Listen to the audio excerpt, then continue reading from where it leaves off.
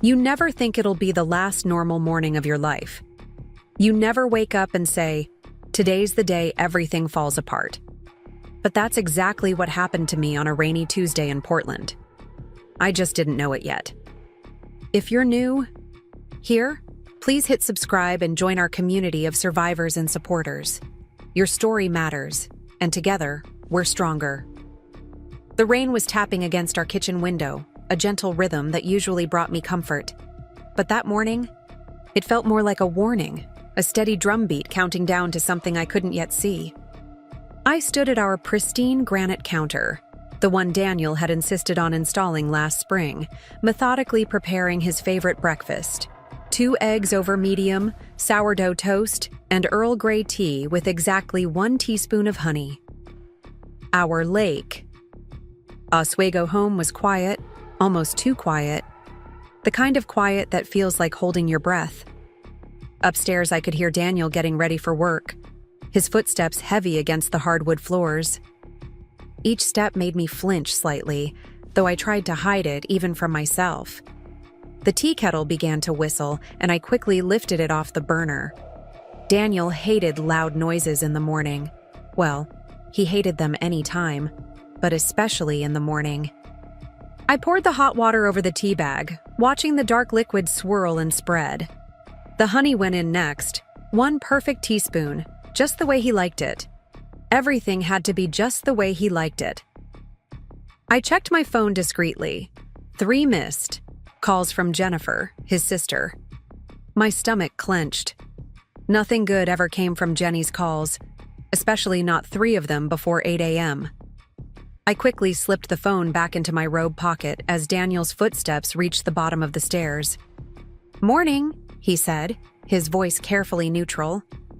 That was another warning sign I should have heeded. Daniel was never neutral about anything. "Good morning," I replied, sliding his breakfast plate and tea across the counter. "Did you sleep well?" He ignored my question, picking up his phone instead. "Jenny tried calling you." My hands trembled slightly as I poured my own tea. "Oh? I haven't checked my phone yet this morning." The lie felt bitter on my tongue, but it was the kind of small deception I'd learned to employ for peace, for survival. "She needs to borrow your credit card," Daniel said, not looking up from his phone. "For her new business venture." Of course she did. Jenny always needed something. In the 5 years I'd been married to Daniel, his sister had started 6 different businesses. Each one had ended the same way, with maxed-out credit cards and tearful promises to pay everyone back. The last time, she'd nearly drained our savings account. "I don't think that's a good idea," I said softly, focusing on stirring my tea. After last time? After last time what?" Daniel's voice took on that dangerous edge I knew too well. "Are you saying my sister isn't trustworthy?" I gripped my mug tighter, watching the steam rise in delicate swirls. "No, of course not. It's just, we agreed after the yoga studio incident that we needed to be more careful with our finances." Daniel set his phone down with deliberate slowness. "No, Becky, you agreed. I never said my sister couldn't count on us when she needs help. I thought about the credit card in my wallet, the only one that was still just in my name. The one I'd been secretly using to build up an emergency fund, putting aside small amounts each month where Daniel wouldn't notice. The one thing I still had that was truly mine." "She's family," Daniel continued, his voice rising slightly. "Family helps family. Or did your parents not teach you that before they—" "Don't," I whispered, my voice cracking. "Please don't bring them into this." He stood up, pushing his barely touched breakfast aside. "Jenny's coming over for lunch today. We'll sort this out then." My heart started racing. "I have plans for lunch. I'm meeting Olivia at—" "Cancel them. But cancel them." Each word was clipped, final. "Jenny needs us. She's family. That's more important than whatever gossip session you have planned with that cafe owner." I nodded, not trusting myself to speak. Daniel walked over to me, placing his hand on my shoulder. To anyone else, it might have looked like an affectionate gesture. I knew better. "You'll give Jenny your card," he said softly. "And you'll be nice about it. Won't you, Becky?" I forced myself to nod again, fighting back tears. "Good girl." He squeezed my shoulder hard enough to make me wince. "I have a showing at 9. I'll be back with Jenny around noon. Have lunch ready." After he left, I stood in the kitchen for a long time, listening to the rain. My tea had gone cold, untouched. I picked up my phone and opened my messages to Olivia. "Need to cancel lunch," I typed. "Family emergency." Olivia's response came quickly. "Everything okay?" I stared at those 2 words, feeling their weight. Was anything okay? Had it been okay for a long time? My finger hovered over the keyboard as I thought about all the lunches I'd canceled, all the times I'd made excuses, all the moments I'd chosen. Daniel's version of peace over my own happiness. "Just Jenny stuff," I replied finally. "Rain check?" "Always here if you need me," Olivia wrote back. "Anytime, day or night. You know that, right?" I did know that. I just wasn't sure I deserved it anymore. Looking at the clock, I realized I had 4 hours until Daniel returned with Jenny. 4 hours to decide. Would I give up my last piece of financial independence to keep the peace? Or would I finally stand my ground? The rain kept falling, and, somewhere in the distance, thunder rumbled. A storm was coming, both outside and in. I just didn't know yet how bad it would be. The next 4 hours felt like walking through molasses. Every minute dragged as I tried to keep myself busy, to keep my mind from spinning out of control. I cleaned our already spotless kitchen, wiped down the granite countertops until I could see my reflection in them, and started preparing lunch. Daniel's favorite chicken piccata with roasted vegetables. My hands moved automatically through the familiar motions while my thoughts raced. I couldn't stop thinking about Jenny's previous business ventures. There was the yoga studio that never opened, the organic skincare line that consisted of nothing more than a fancy Instagram account, the life coaching certification she never completed, the jewelry making business that produced exactly 3 necklaces, the meal prep service that ended in food poisoning, and most recently, the fashion blog that lasted exactly 2 weeks. Each failure had cost me, thousands of dollars. The chicken was sizzling in the pan when my phone buzzed. Another message from Jenny. "Can't wait to tell you about my new project. You're going to love it. This one's different. I promise." I set the phone down without responding, my hands shaking slightly as I added capers to the sauce. Different. That's what she always said. That's what Daniel always believed. Or pretended to believe. Sometimes I wondered if he actually cared about Jenny's businesses at all, or if this was just another way to keep me under his control. The sound of rain against the windows grew stronger, matching the storm building inside my chest. I thought about my credit card, safely tucked away in my wallet, the only thing that was truly mine anymore. I thought about the careful balance I maintained on it, never using it for anything suspicious, making small purchases here and there at the grocery store or gas station, slowly building up cashback rewards that I converted to statement credit. 3 years of careful planning had given me a small emergency fund, hidden in plain sight. My phone buzzed again. This time it was Olivia. "Just checking in.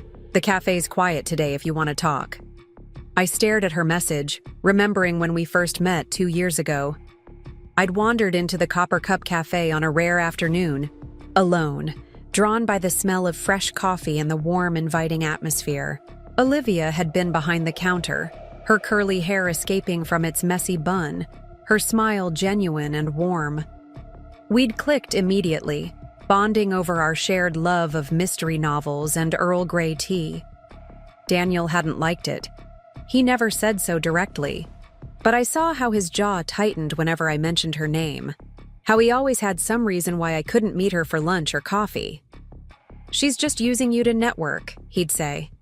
"She probably just wants free publicity for her cafe." But Olivia had never asked me for anything except my friendship. The timer on the oven beeped, startling me from my thoughts. as I pulled out the roasted vegetables, I caught a glimpse of my reflection in the window. When had I started looking so tired? So afraid? The woman staring back at me barely resembled the elementary school teacher I'd been when I first met Daniel. That woman had been confident, independent, loved by her students and respected by their parents. That woman had dreams of her own. I plated the food carefully, arranging everything just the way Daniel liked it. The perfectionism he'd instilled in me over the years had become second nature. Even now, knowing what was coming, I couldn't help but make sure every detail was perfect. The table was set with our best plates, the ones we'd received as wedding gifts. Crystal glasses sparkled in the dim light filtering through the rain-streaked windows. Everything looked beautiful, peaceful even, like a scene from a magazine about perfect homes and perfect lives. The clock on the wall showed 11:45. They'd be here soon. My stomach churned as I remembered the last time Jenny had asked for money. I'd tried to refuse then too, pointing out that we were saving for a down payment on a new house. Preparing and narrating this story took us a lot of time, so if you are enjoying it, subscribe to our channel. It means a lot to us. Now back to the story. Daniel hadn't thrown anything that time, but the bruises on my arms had taken weeks to fade. I found myself walking to our bedroom, drawn to the small jewelry box on my dresser. Inside, beneath tangles of necklaces I never wore anymore, was a small photo. My parents on their last vacation, smiling at the camera from a beach somewhere in Florida.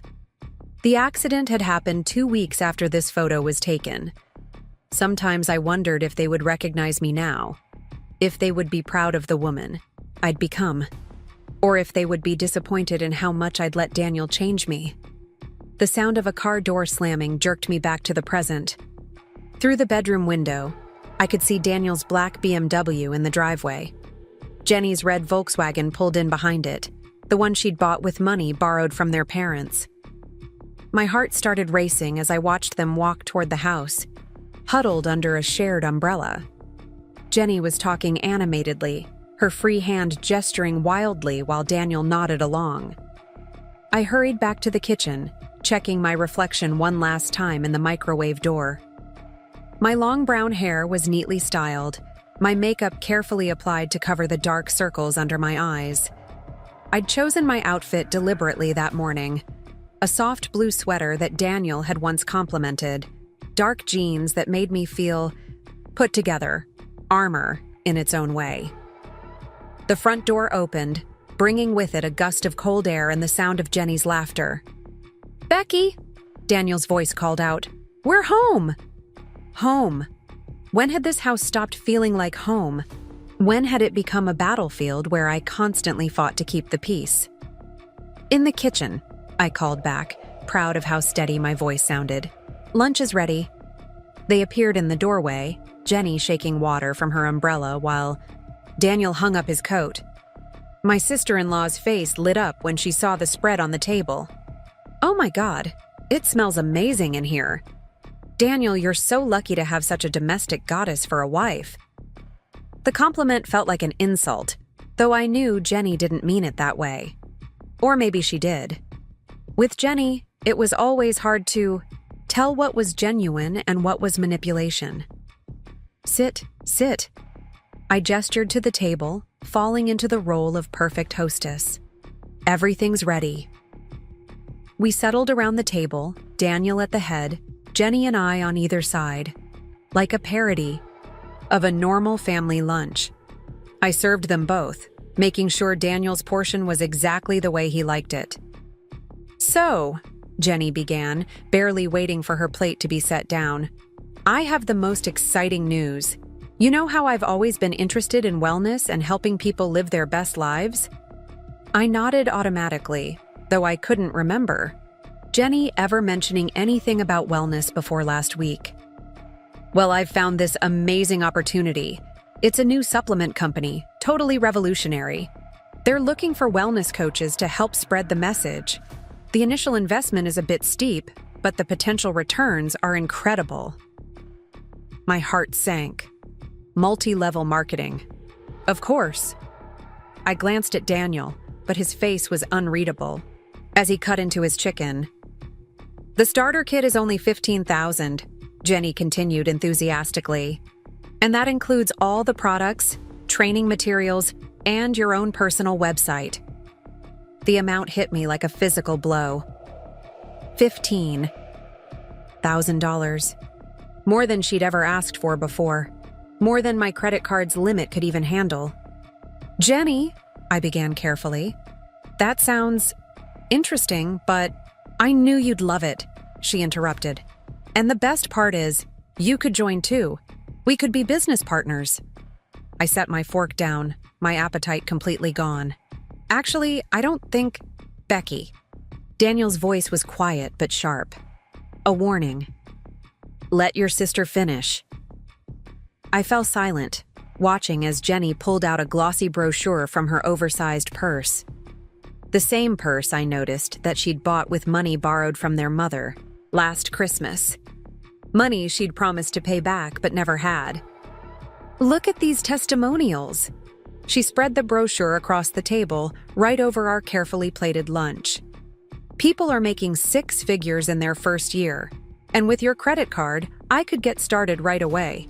I already have my first 5 customers lined up." Thunder rumbled outside, closer now. The storm was almost here. I stared at the brochure spread across our lunch table, my mouth dry as Jenny continued her enthusiastic pitch. The glossy photos showed smiling women in yoga pants, holding green, smoothies and walking on beaches, their perfect lives supposedly made possible by selling overpriced supplements to their friends and family. "The company is called Vitality Plus," Jenny was saying, her eyes bright with excitement. "It's not just supplements, it's a whole lifestyle, brand, and the best part is, once you build your downline, you barely have to work at all." Lightning flashed outside, illuminating the kitchen for a brief moment. In that flash, I caught Daniel's expression, the hardness in his eyes, the slight downturn of his mouth. I knew that look. It was the same look he'd given me before every major fight we'd had in our marriage. "Jenny," I said, trying to keep my voice gentle but firm. "I appreciate you thinking of me, but I can't help with this. My credit card won't even cover that amount." "Oh, that's no problem." Jenny reached into her purse again, pulling out more papers. "They have a special financing option. You can split it between multiple cards.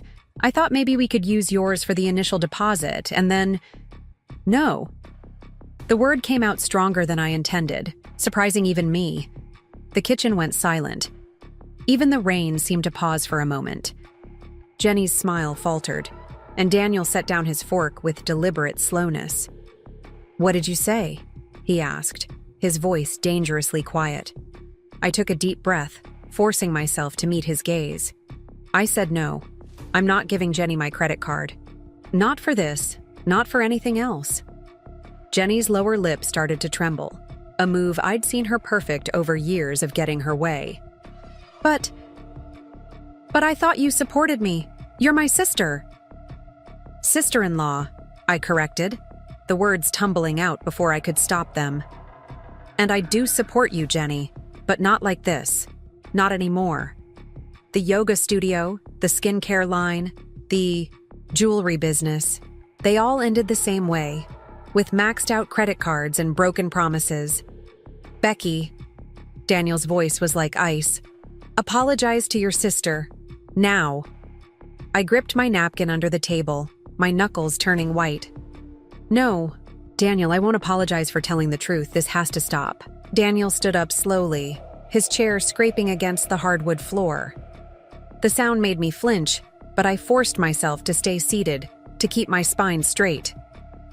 "Jenny," he said, not taking his eyes off me, "why don't you go wait in the living room? I need to have a private conversation with my wife." Jenny gathered her brochures quickly, shooting me a hurt look as she left the kitchen. As soon as she was gone, Daniel walked to the counter where our cups of tea sat waiting. We'd barely touched our food, but he'd made sure to have fresh tea prepared for Jenny's visit. Always the perfect host. "What do you think you're doing?" he asked, picking up his cup. "I'm protecting our financial future," I replied, proud that my voice didn't shake. "We can't keep enabling Jenny's schemes. We've already lost thousands." "Our financial future?" He laughed, but there was no humor in it. "Last I checked, I'm the one who pays the mortgage. I'm the one who bought you this beautiful house, who gives you everything you want. And you can't do this one thing for my sister?" "That's not fair," I said, standing up to face him. "I work too. I contribute to this household, and that credit card is in my name. Mine." His eyes narrowed.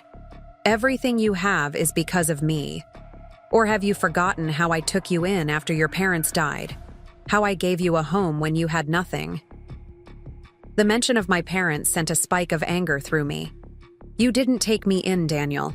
We were already dating when they died. And I wasn't nothing. I had my teaching career, my own apartment, my own life." "A life you were failing at," his voice rose. "Teaching finger painting to snot-nosed brats for barely enough money to pay rent? I gave you a real life?" "No," I said, my voice growing stronger with each word. "You didn't give me a life. You took mine away, piece by piece, decision by decision, until there was nothing left but what you wanted me to be." The flash of rage in his eyes should have warned me, but I was too caught up in finally speaking my truth. "I'm not giving Jenny my credit card," I continued. "Not today, not ever. And if you can't respect that, then maybe we need to—" I never got to finish that sentence. In one fluid motion, Daniel flung his cup of hot tea directly at my face. Time seemed to slow down as I watched the amber liquid arc through the air. Then pain. Searing, immediate pain as the scalding tea hit my skin. I screamed, stumbling backward.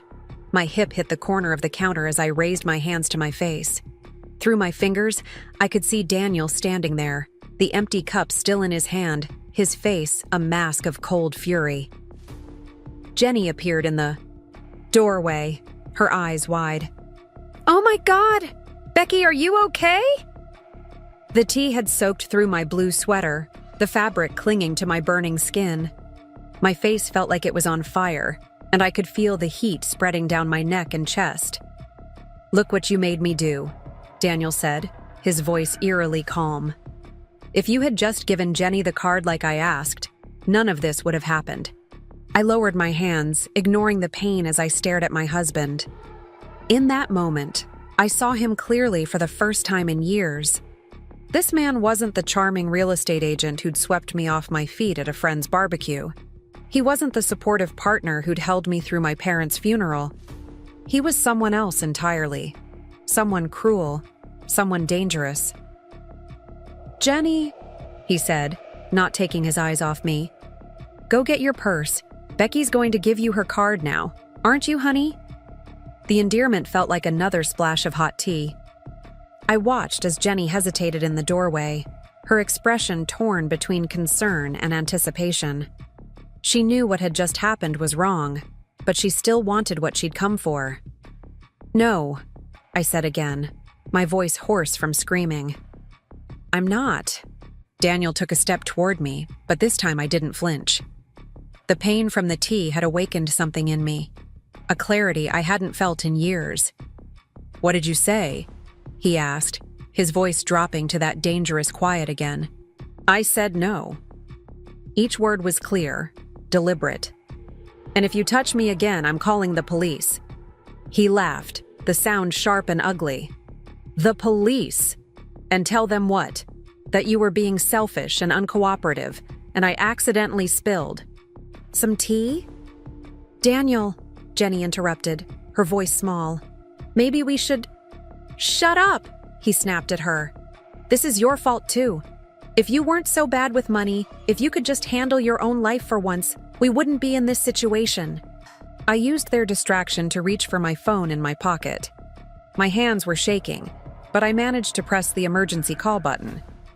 I didn't raise the phone to my ear, just left it connected in my pocket as Daniel turned back to me. "Last chance. Becky, he said, taking another step forward. "Give Jenny your card and we can forget this whole thing happened. I'll even help you clean up." His words hit me like a physical blow. He actually thought we could come back from this, that I would just hand over my card and go back to playing Happy Families, pretending this afternoon had never happened. "No," I said for the final time. "We're done, Daniel. This marriage is over." The rage that contorted his face should have terrified me, but I felt strangely calm. I heard the front door open, presumably someone responding to my emergency call, just as Daniel reached for me. "You ungrateful bitch," he snarled, grabbing my arm. "After everything I've done for you. Police! Everyone freeze!" The authority in that voice cut through everything else. Daniel dropped my arm immediately, taking a step back. 2 officers appeared in the kitchen doorway, taking in the scene.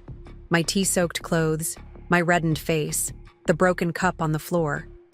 "Ma'am," one of the officers said to me, "are you all right? Do you need medical attention?"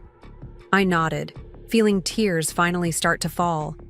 He threw hot tea at me because I wouldn't give him my credit card. The next few minutes were a blur of activity. The officers separated us, taking statements. An ambulance was called. Jenny disappeared somewhere in the chaos, though I caught a glimpse of her being questioned by one of the officers. As a paramedic examined my burns, I could hear Daniel's voice from the other room, smooth and reasonable. "It was an accident. She's very emotional. If you knew how much I've done for her." But it didn't matter anymore. His words couldn't reach me. The tea had burned away the last of my illusions, and I knew with absolute certainty that I would never let him hurt me again. The emergency room lights were harsh and unforgiving as I sat on the examination table, still wearing my tea-soaked sweater. The burning sensation had subsided to a dull throb, but every movement sent fresh waves of pain across my chest and neck. A kind-faced nurse named Sarah had given me a hospital gown to change into, but I couldn't bring myself to move just yet. "Mrs. Mitchell?" A doctor entered the room, her white coat pristine against the sterile surroundings. "I'm Dr. Rodriguez. Can you tell me what happened?" I opened my mouth to explain, but the words stuck in my throat. "How do you tell a stranger that your husband of 5 years threw scalding tea at you because you refused to fund his sister's latest pyramid scheme? How do you admit that you've been living in fear for so long that this act of violence felt almost inevitable?" "Take your time," Dr. Rodriguez said gently, pulling up a chair. "The police officers gave me a brief overview, but I'd like to hear it from you." I took a deep breath, wincing at the way the movement pulled at my burned skin. "My husband threw hot tea at me during an argument." The words came out flat, emotionless. "He was angry because I wouldn't give my credit card to his sister." Dr. Rodriguez nodded, making notes in her chart. "And this is the first time he's physically hurt you?" I started to nod, then stopped. Was it the first time? What about the bruises from grabbed arms? The accidental shoves? The times he'd thrown things near me but not at me?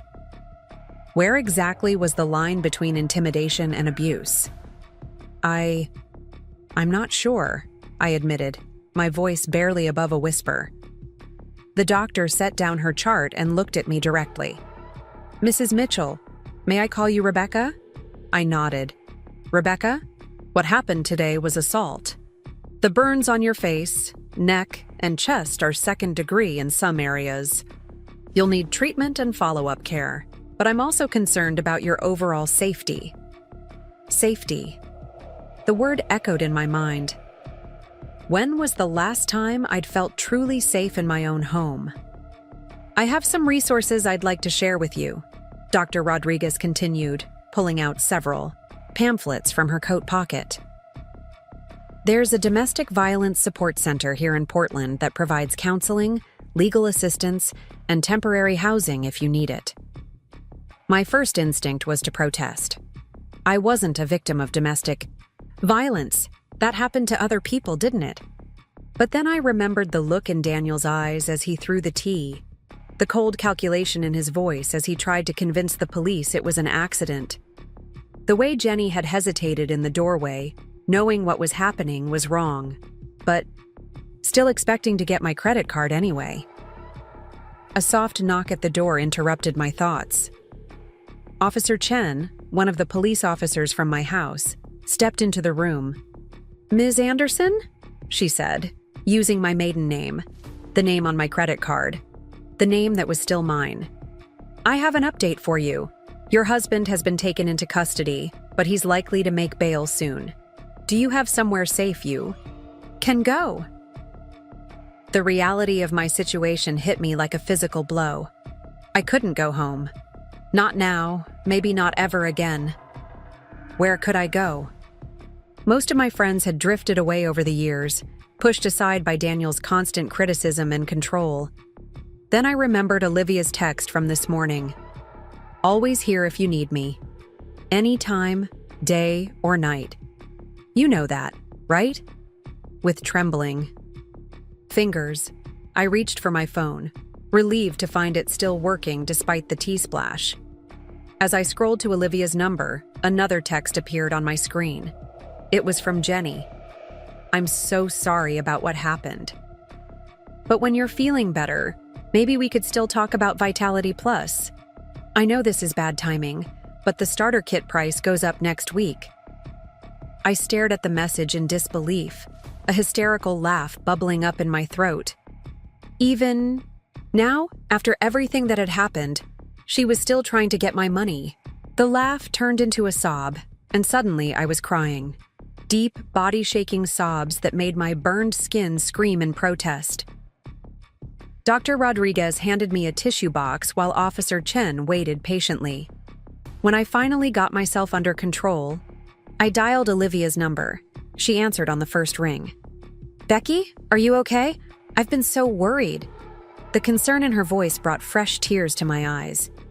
"Liv, I need help. Something happened and I can't go home." "Where are you?" Her response was immediate, no questions asked. "Legacy Emmanuel Medical Center, the emergency room. I'll be there in 15 minutes. Don't move." True to her word, Olivia arrived exactly 15 minutes. Later, bursting into the examination room with her curly hair wild from the rain and her cafe apron still tied around her waist. She took one look at my burned skin and tear-stained face and immediately pulled out her phone. "Nate," she said.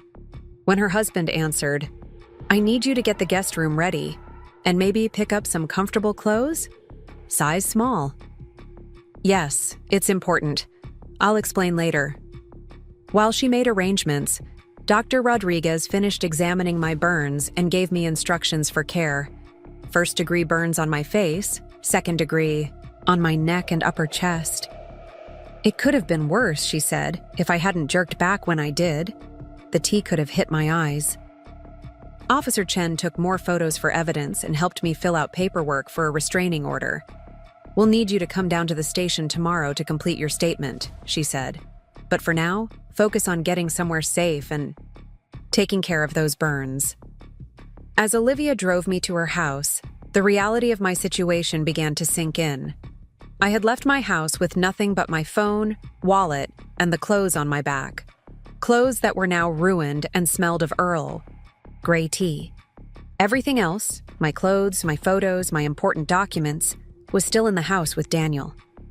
"We'll figure it out," Olivia said, seeming to read my thoughts.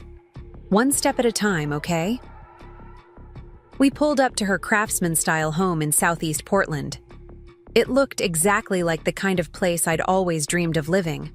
Warm, inviting, with window boxes full of flowers and wind chimes tinkling on the porch.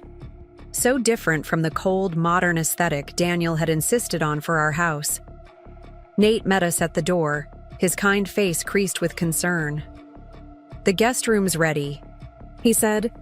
"I picked up some necessities, pajamas, toiletries, that kind of thing. The kids are at my mom's for the night, so you can have some peace and quiet." The mention of peace and quiet brought another wave of tears to my eyes. When was the last time I'd experienced either of those things? In my house, there was always tension, always the need to monitor Daniel's moods, always Jenny's latest crisis demanding attention. Olivia helped me up to the guest room, which was painted a soft sage green and had a quilted bedspread that looked like something my grandmother might have made. On the bed were shopping bags full of new clothes, still with tags attached. "The bathroom's through there," Olivia said, pointing to a door. "Dr. Rodriguez said you can shower as long as you're gentle with the burned areas.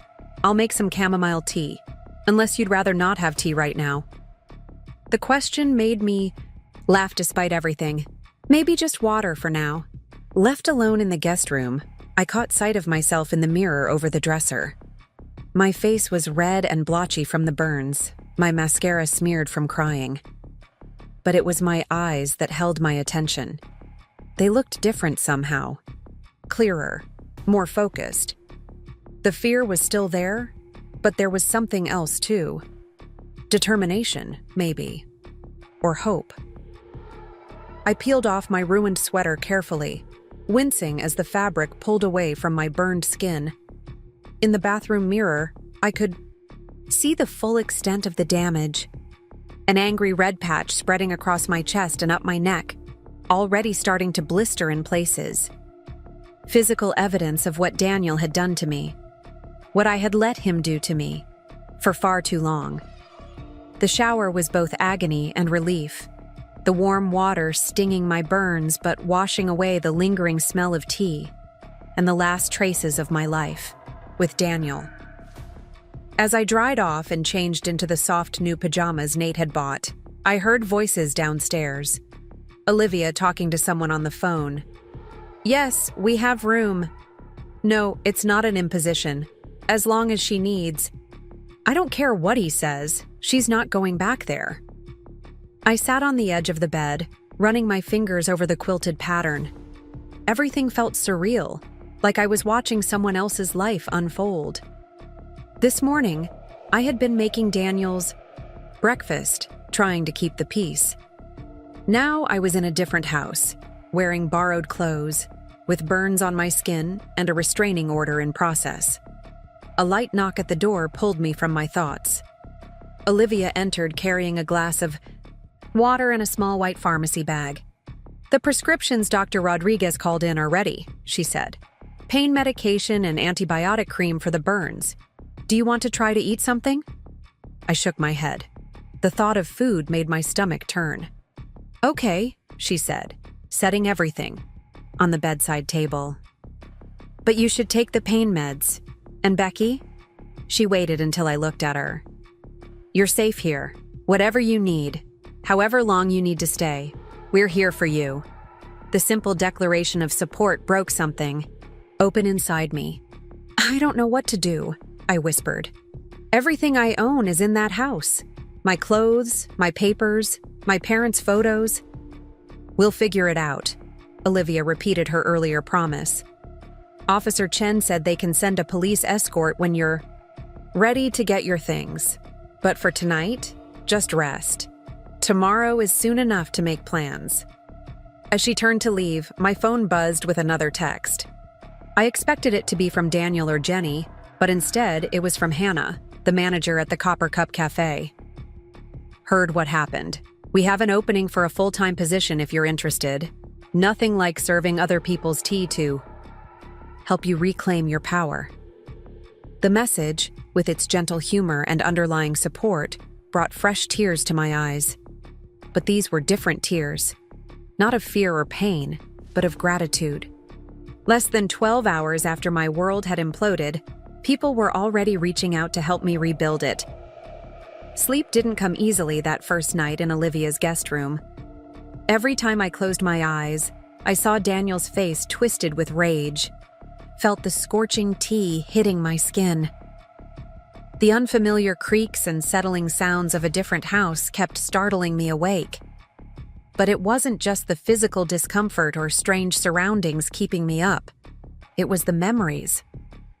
As I lay there in the darkness, my mind kept replaying moments from my relationship with Daniel, but now I was seeing them through new eyes.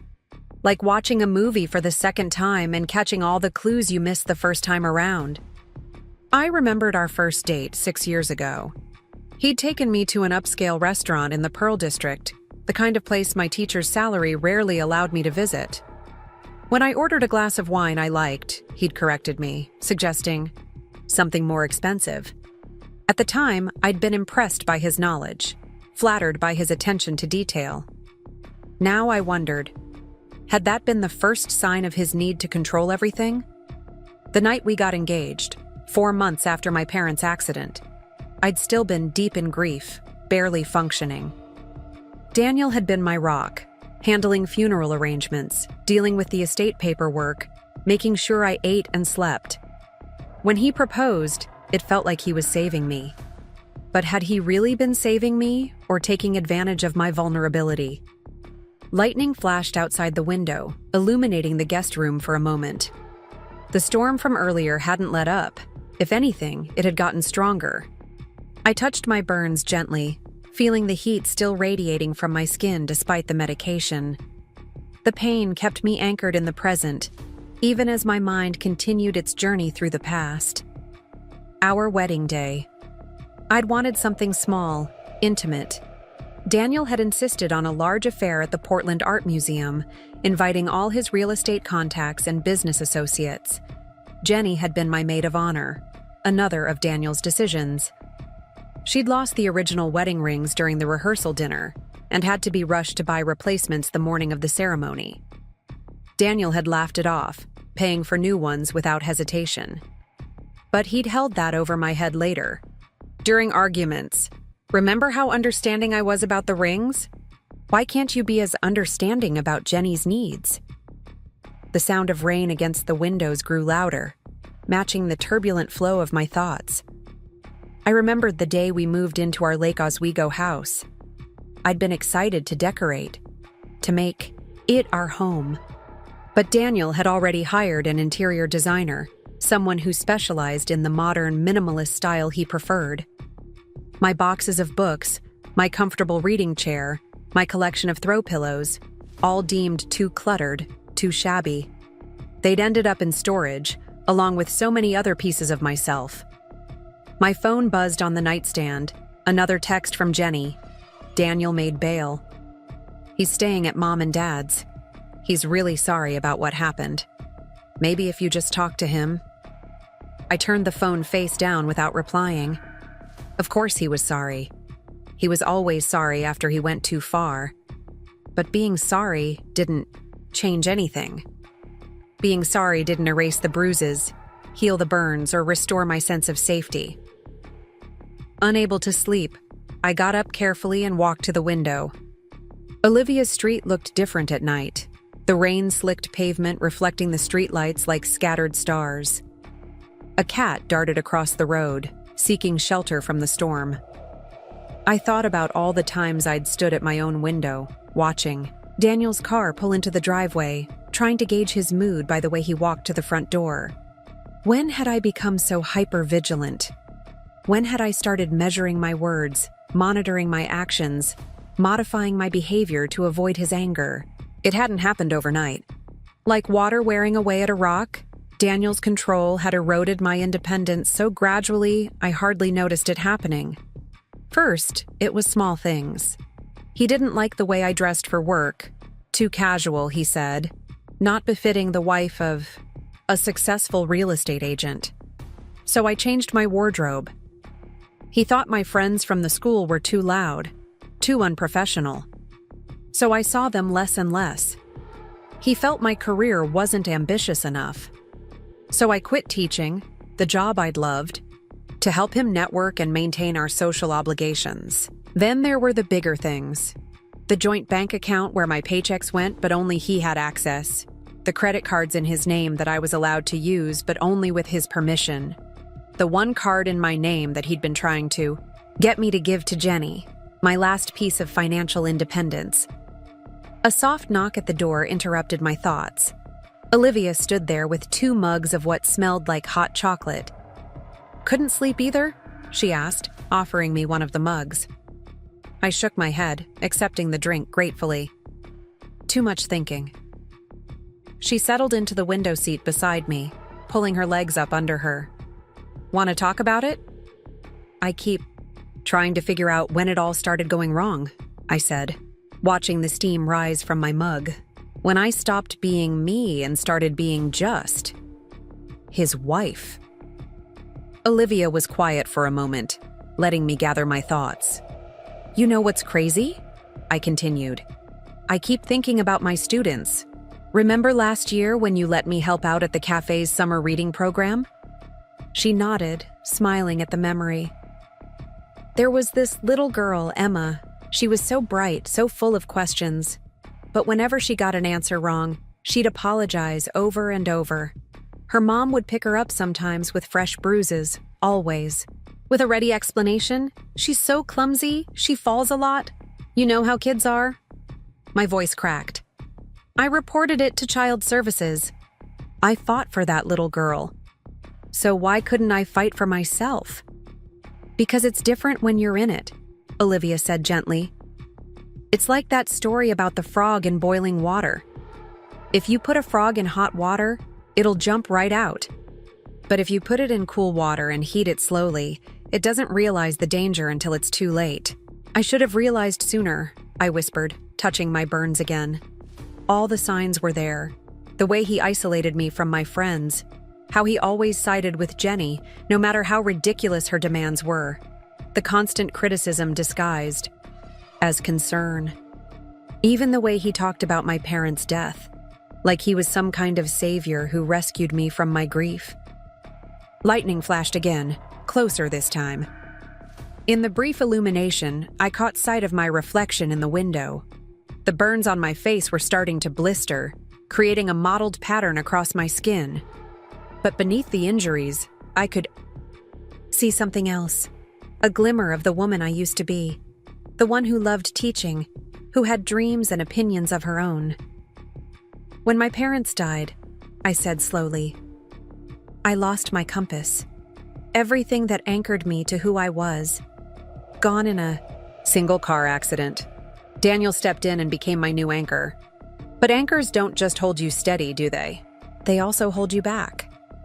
Olivia reached over and squeezed my hand. "Maybe it's time to be your own anchor." Another text lit up my phone screen. This time it was from Daniel. "Sweetheart, please come home. We can work this out. I'll get help." "I'll do anything you want. Just don't throw away our marriage over one mistake." One mistake. As if the tea incident existed in isolation, separate from years of emotional manipulation and financial control. As if it hadn't been building to this moment from the very beginning. "I kept a journal during my first year of teaching," I told Olivia, still staring at Daniel's message. "Every night, I'd write about my students, my lessons, my hopes for their futures. After Daniel and I got married, he found it and read it. He said my writing was childish, that I was focusing too much on work and not enough on being a good wife. I stopped writing after that." "Do you still have the journal?" "It's in a box in our storage unit, along with most of my old life." I took a sip of hot chocolate, letting the sweetness wash away the phantom taste of Earl Grey tea. "Daniel has the key." Olivia's eyes lit up with determination. "Then we'll get a new key. We'll get all your things back, Becky. Everything he took from you, your possessions, your confidence, your independence. We'll get it all back." For the first time since the tea incident, I felt something like hope stirring in my chest. "I don't even know where to start." "You already started," Olivia said firmly. "The moment you said no to giving Jenny your credit card, the moment you stood your ground, that was the start. Everything else is just details we can figure out. Together." The storm outside was beginning to ease, the spaces between lightning and thunder growing longer. As the rain softened to a gentle patter, I felt my racing thoughts begin to calm. Tomorrow would bring new challenges, police statements to give, restraining orders to file, decisions to make about my future. But for now, sitting in the quiet, darkness with my best friend and a cup of hot chocolate, I could finally see the truth about my past. Daniel hadn't saved me after my parents died. He'd simply stepped into the void their loss created, reshaping me into someone who needed saving. Someone who would accept his control as protection, his criticism as care, his anger as passion. But that person wasn't really me. She never had been. Morning light filtered through the sage-colored curtains of Olivia's guest room as I sat cross-legged, on the bed, surrounded by the pamphlets Dr. Rodriguez had given me. Each glossy page outlined different resources, different paths forward, different possibilities for a life I hadn't allowed myself to imagine. The burns on my face and chest had settled into a constant throb, but the pain medication kept it manageable enough for me to think clearly. A gentle knock at the door announced Hannah's arrival. She had come straight from opening the Copper Cup Cafe, bringing with her the comforting smell of fresh coffee and warm pastries.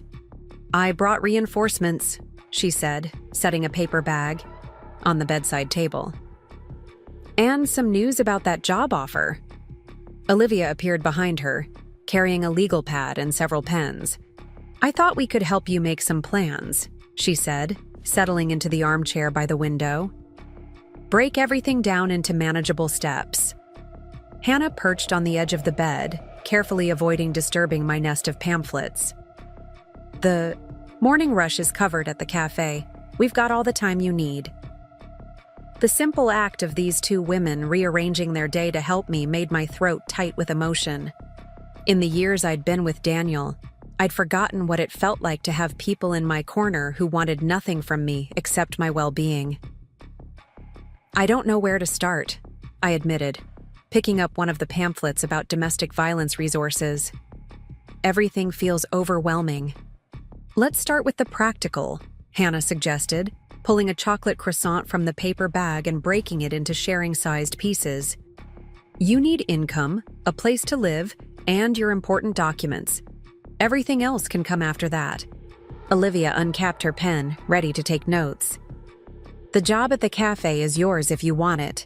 Full-time, with health insurance after 90 days.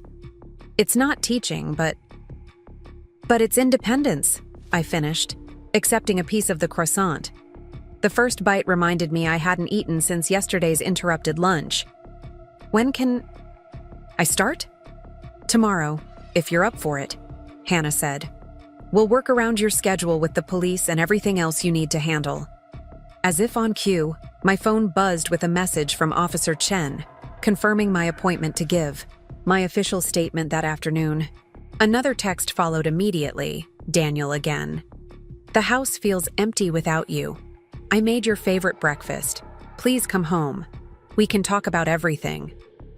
I showed the message to Olivia and Hannah. He keeps switching between apologizing and trying to make me feel guilty. Last night it was all about how sorry he was, how he'll get help. This morning it's about how much he's suffering without me. "Classic manipulation?" Hannah said, her voice hard. She'd left an abusive relationship herself years ago, though I'd only learned this recently. He's trying every button he knows to push, hoping one will work. The hardest part is, I paused, struggling to articulate the confusion in my heart. Part of me still loves the person I thought he was. The man who held me through my parents' funeral, who seemed so strong and caring. Was any of that real? "Maybe it was," Olivia said gently. "But even if it was, it doesn't excuse what he became. You can acknowledge the good memories while still recognizing that the relationship is toxic now." The words hit home in a way nothing else had. I could keep the memories of the good times without using them as a reason to go back. I could honor the past without sacrificing my future. My phone buzzed again, Jenny this time. "Mom and Dad want to have a family meeting. They say we can work this out if everyone just calms down." Daniel agreed to counseling. "Please don't throw away your marriage over one bad day." The message sparked something in me. Not guilt or doubt, but anger. Pure, clarifying anger. "One bad day," I read aloud, my voice shaking. As if yesterday existed in isolation, as if it wasn't the culmination of years of control and manipulation, as if it hadn't been building from the moment I said I do. Olivia was already writing in her legal pad. Channel that anger into action. What do you want your life to look like? Not what Daniel wants, not what his family wants. What do you want? The question stopped me short. What did I want? I'd spent so long considering everyone else's wants and needs that I'd almost forgotten how to want things for myself. I want. I started slowly, then gained momentum. I want to feel safe. I want to make my own decisions about money and work and what I wear and who I spend time with. I want to write in my journal again without anyone reading it and telling me my thoughts are wrong. I want to help people without being called naive. I want to teach again, eventually. Write it all down, Hannah encouraged. Every single thing you want, no matter how small or big it seems. For the next hour, we filled pages with my hopes and dreams, my practical needs and wild aspirations. Some were immediate: find an apartment, get my documents from the house, file for divorce. Others were longer term: renew my teaching certificate, start a savings account, maybe even write a book someday. As we worked, my phone kept buzzing with messages from Daniel, Jenny, and their parents. Each one tried a different approach: guilt, love, anger, reason. But with each message, my resolve grew stronger. I could see the manipulation now, the way they all worked together to wear down my boundaries. I need to block their numbers, I said finally, picking up my phone. At least for now. Everything should go through the lawyer once I have one. Speaking of lawyers, Olivia said, I have a recommendation. Her name is Rachel Martinez. She helped my cousin through her divorce last year. She specializes in cases involving domestic violence. The term still made me flinch slightly, but I couldn't deny its accuracy anymore. What happened with the tea wasn't an isolated incident of anger. It was domestic violence, the physical manifestation of years of emotional and financial abuse. Can you call her for me? I asked. See if she can meet soon? While Olivia made the call, Hannah helped me make a list of everything I needed to retrieve from the house. We'll go with the police escort, she said firmly. No trying to sneak back when Daniel's at work. It's too dangerous. The croissant was long gone, but its sweetness lingered as we planned my new life piece by piece. Each decision, each item crossed off our list, felt like reclaiming a small part of myself. Rachel can see you tomorrow morning, Olivia announced, ending her call. 9 a.m., I'll drive you. I looked at the pages of notes we'd generated, each one representing a step toward freedom. The path ahead would be difficult, but for the first time in years, it was my path to choose. There's something else I need to do first, I said, picking up my phone one last time. Before I could second-guess myself, I opened my banking app and transferred every penny from my personal credit card's cashback rewards into a new account, one Daniel had no access to. It wasn't much, but it was a start. More importantly, it was mine. The sound of children playing drifted in through the window. Olivia's kids were due home from their grandparents' house soon. Normal life was continuing all around us, even as I sat here dismantling and rebuilding my entire world. Hannah, I said, turning to face her directly. About that job offer. I want to start today, even if it's just for an hour or two. I need to do something normal, something productive. She smiled. The afternoon shift starts at 3. That gives you time for your police statement and maybe a short training session before we close. You sure you're up for it? I touched my burns gently. They still hurt, but the pain was clarifying rather than debilitating. I need this. I need to prove to myself that I can do something on my own, even if it's just learning to make coffee. You can do anything you set your mind to, Olivia said, squeezing my hand. You already proved that when you stood up to Daniel yesterday. Everything else is just details. A text notification lit up my phone screen one last time before I blocked. The numbers. The police are overreacting. Jenny's devastated. Our parents are disappointed. Is this really how you want things to end? Over a cup of tea? I stared at the message, seeing it for what it was. One last attempt to minimize the abuse, to make me doubt my own experience. But I wasn't that woman anymore, the one who would accept blame for someone else's actions. No, I said out loud, my voice strong and clear. This isn't ending over a cup of tea. This is ending because I choose me. I choose freedom. I choose life. With those words, I blocked their numbers, turned off my phone, and stood up. There were statements to give, jobs to learn, lawyers to meet, and a whole new life to build. But for the first time in years, I was ready to face it all. Not as Daniel's wife, not as Jenny's enabler, but as myself. Just myself. The police station hummed with quiet efficiency as Officer Chen led me through the maze of desks and corridors. My borrowed clothes felt strange against my healing burns, a constant reminder of how much had changed in just 24 hours. The statement I'd just given felt both liberating and terrifying. My words now permanently recorded, the truth of my situation impossible to take back or minimize. Ms. Anderson, Officer Chen said, using my maiden name as she handed me a copy of the restraining order. This is temporary for now, but we'll have a hearing in 2 weeks to make it permanent. Until then, if Daniel comes within 500 feet of you, or if he attempts any contact beyond what's legally necessary through your lawyers, call us immediately. The weight of the paper in my hands felt significant. A legal shield between me and the man I'd once trusted with my life. Rachel Martinez, my newly retained lawyer, reviewed the document carefully before placing it in her briefcase. Now, Rachel said, her voice steady and professional. Let's talk about getting your belongings from the house. The police can provide an escort tomorrow morning at 10. I suggest we make it quick and focused, essential items only. Documents, irreplaceable personal items, anything of significant financial or sentimental value. The thought of returning to the house made my stomach clench, but I nodded. Daniel has a showing scheduled for tomorrow morning.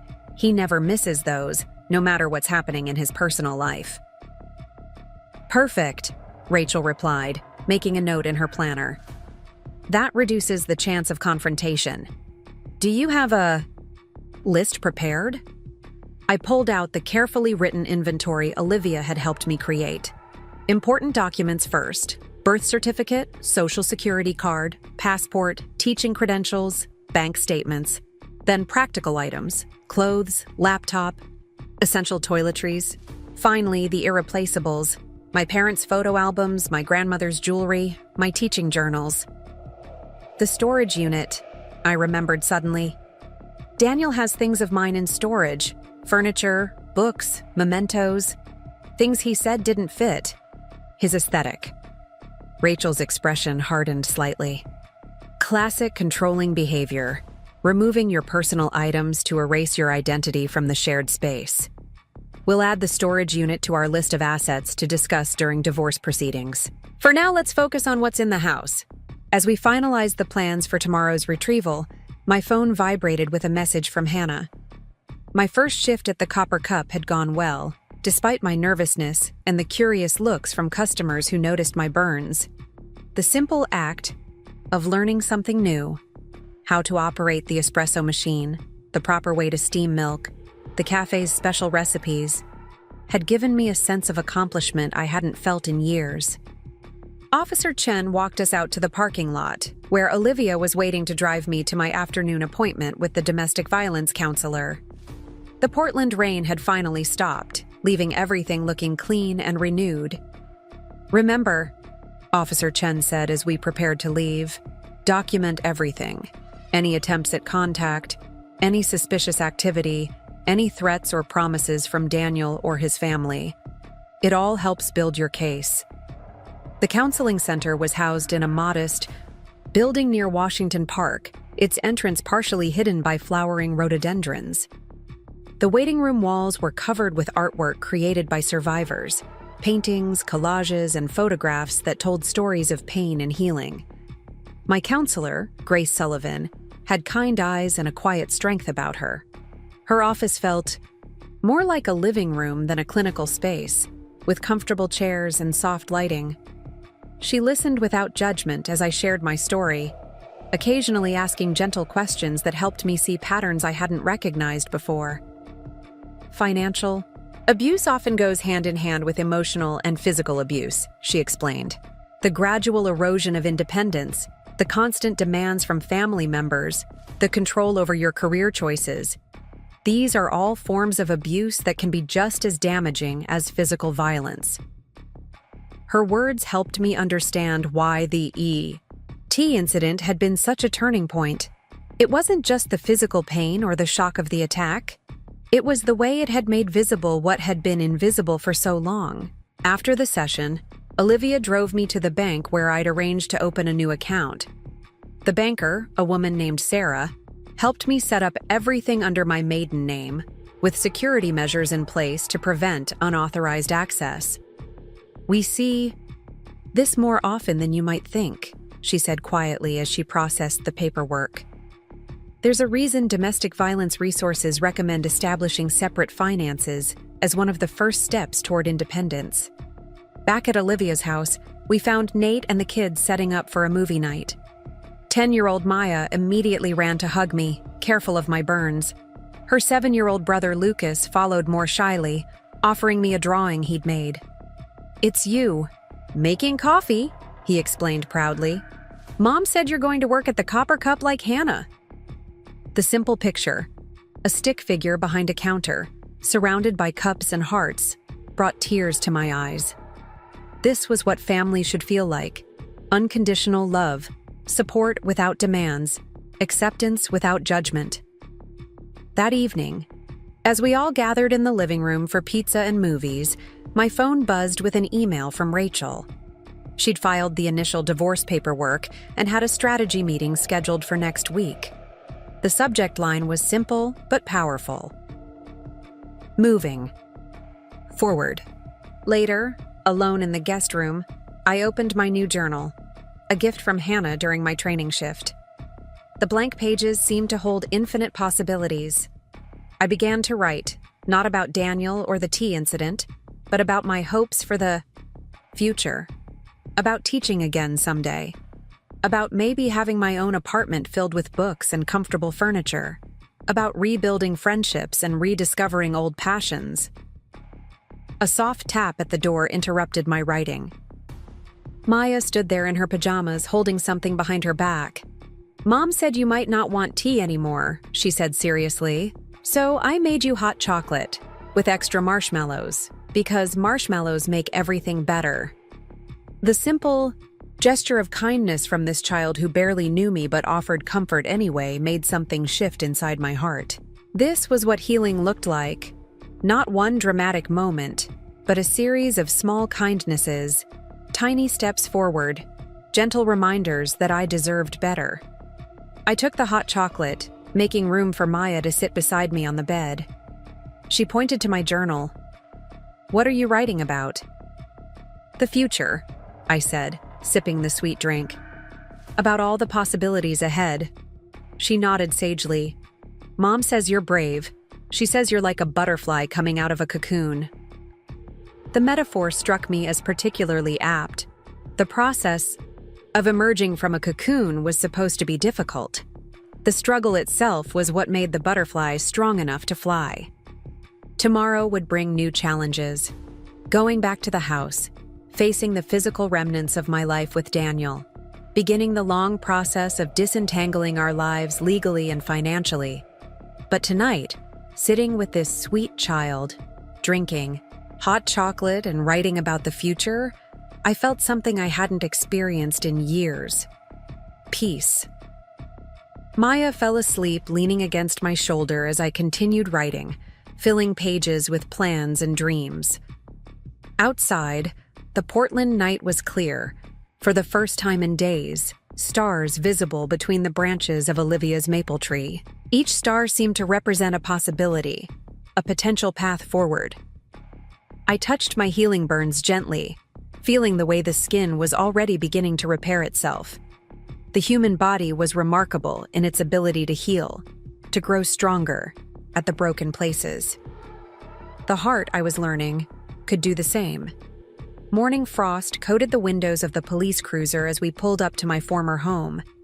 The Lake Oswego street was quiet, most residents already gone for work. Daniel's BMW was noticeably absent from the driveway, just as we'd planned. Officer Chen parked behind the moving truck Nate had borrowed from his construction company.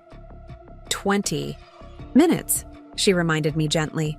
We want to be gone before he returns from his showing. Are your friends ready? Through the rear window, I could see Olivia, Hannah, and Marcus from the cafe pulling on work gloves. They'd all taken the morning off to help, forming an efficient moving crew. Rachel Martinez stood by her car, phone in hand, ready to document everything we removed from the house. The key felt heavy in my hand as I approached the front door. Just 4 days had passed since I'd fled this house, but it felt like stepping into another lifetime. The normally immaculate entryway showed signs of chaos, mail scattered across the floor, Daniel's coffee cup unwashed in the sink, yesterday's newspaper spread across the kitchen counter. Stay focused, Rachel called softly from behind me. Remember our list, bedroom and office first. We moved through the house like a well-orchestrated team. Hannah and Marcus tackled the bedroom closet, carefully packing my clothes into labeled boxes. Olivia handled the bathroom, gathering my toiletries and medications. I focused on the important documents stored in the home office, Rachel by my side photographing everything we took. In the back of my closet, behind designer dresses I'd never felt comfortable wearing, I found a box I'd almost forgotten about. Inside were mementos from my teaching days, hand-drawn cards from students, photographs of class projects, lesson plans I'd been particularly proud of. Daniel had insisted I store them away, claiming they didn't fit with our new life. Now they felt like treasures, pieces of my true self preserved in cardboard and memories. Rebecca. Officer Chen's voice carried up the stairs. 15 minutes. The urgency in her tone spurred us to move faster. Hannah discovered my jewelry box hidden in Daniel's dresser, including my grandmother's pearl necklace that he'd claimed was at the jeweler's being cleaned. Marcus found my laptop buried under files in the office. Olivia emerged from the garage with boxes of holiday decorations Daniel had deemed too festive for our modern aesthetic. As we worked, evidence of Daniel's controlling nature became impossible to ignore. My belongings had been systematically hidden, relocated or disposed of, scattered throughout the house in places I rarely looked. It was as if he'd been slowly erasing me, piece by piece, replacing everything that made me unique with his own carefully curated version of a perfect wife. 10 minutes, Officer Chen called. In the kitchen, I paused at the spot where the tea incident had occurred. The floor had been meticulously cleaned, all evidence of violence erased. But on the counter sat a new box of my favorite Earl Grey tea, Daniel's latest attempt at manipulation. Beside it lay a handwritten note. I miss our morning routine. Please come home. Leave it, Rachel said firmly, noting my hesitation. It's all documented in the police report. Focus on what you need, not what he wants you to see. A photo on the refrigerator caught my eye. Daniel and me at his company Christmas party last year. I was wearing a dress he'd chosen, my smile, tight and artificial. I removed the photo, not to keep, but to remind myself how far I'd come in just a few days. 5 minutes! We did a final sweep of the house, making sure we hadn't missed anything crucial. In my haste to check the guest room closet, I knocked over a stack of mail. As I gathered the scattered envelopes, a bank statement caught my eye. It was addressed to Jenny, but delivered to our house. Curious, I opened it and felt my heart stop. The statement showed regular transfers from our joint account to Jenny's personal account, dating back months. Small amounts, never more than a few $100s at a time, but adding up to thousands. Daniel had been secretly funding his sister's schemes all along, while simultaneously pressuring me to hand over my credit card. "Rebecca," Officer Chen's voice was urgent now. "We need to leave. Now." Rachel quickly photographed the bank statement before adding it to our evidence file. We hurried to the moving truck, loading the last boxes as a familiar black BMW turned onto the street. "Everyone in your vehicles," Officer Chen commanded. "Ms. Anderson, you're with me." Through the cruiser's window, I watched Daniel's car speed up as he recognized the moving truck in his driveway. But it was too late. We were already pulling away, my belongings safely secured, my support team forming a protective convoy. We regrouped at the Copper Cup, turning the cafe's back room into a temporary storage space. As my friends helped unload boxes, customers offered encouraging smiles and supportive words. News travels fast in Portland's close-knit communities, and the cafe's regulars had quickly become unofficial members of my support network. "You should see this," Hannah said, bringing me a cup of chamomile tea, my new preferred drink. She held up her phone, showing me a social media post from Jenny. "Some people pretend to be victims when they're really just selfish. Family should come first." The words would have devastated me a week ago. Now they only strengthened my resolve. "Family should come first," I agreed, taking a sip of tea. "But real family lifts you up, they don't tear you down." As if to prove my point, the cafe door chimed as Maya and Lucas burst in after school, full of excitement about helping me organize my rescued belongings. Behind them, Nate carried boxes of pizza for what had become our regular family dinner gathering. That evening, surrounded by physical reminders of my past and people invested in my future, I began to truly understand the difference between obligation and love, between control and support. My new friends, my chosen family, asked for nothing in return for their help. Their support came without conditions, their love without demands.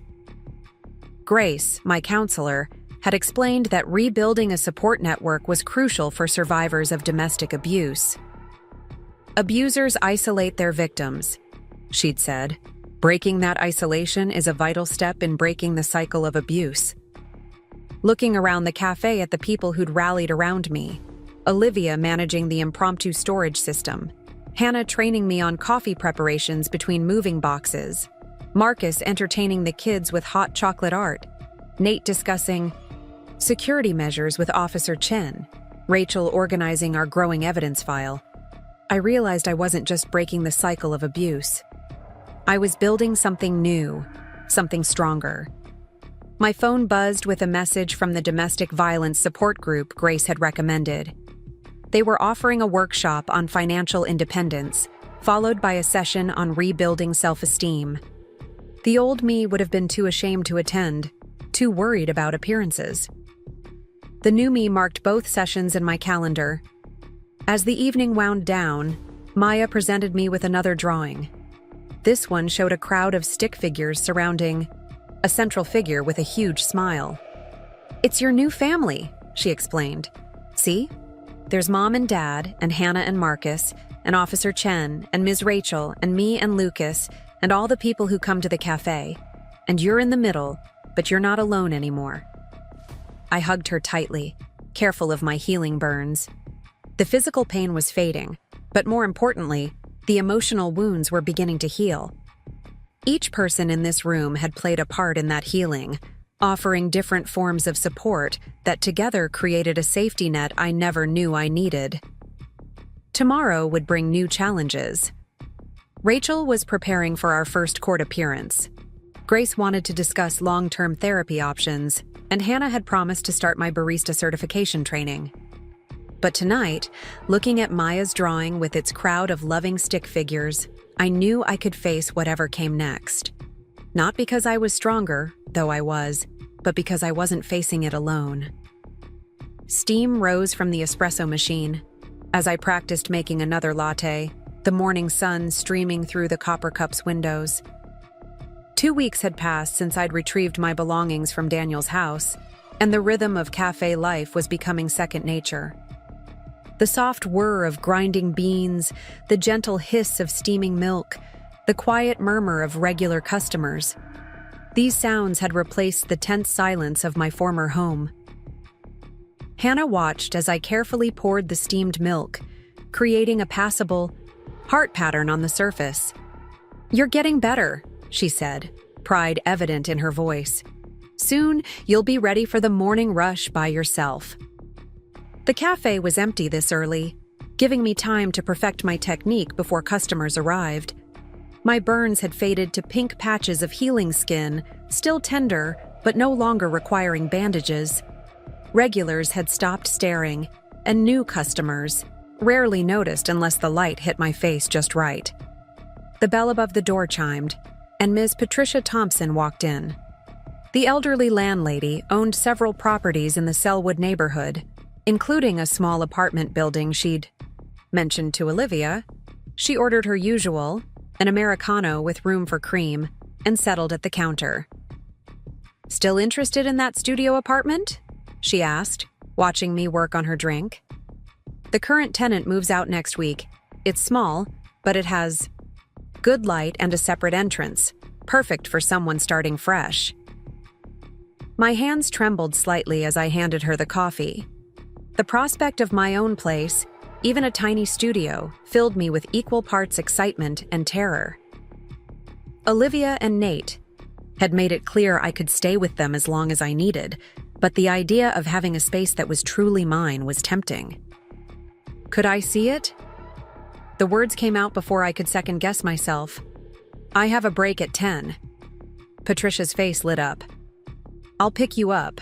Bring your pay stubs and bank statements. The sooner we get the paperwork started, the better." As she left, Hannah squeezed my shoulder. "Ready to fly solo, little bird?" The nickname made me smile. Hannah had started calling me that after I'd confided about Maya's butterfly metaphor. Maybe. The apartment's only 6 blocks from here. I could walk to work.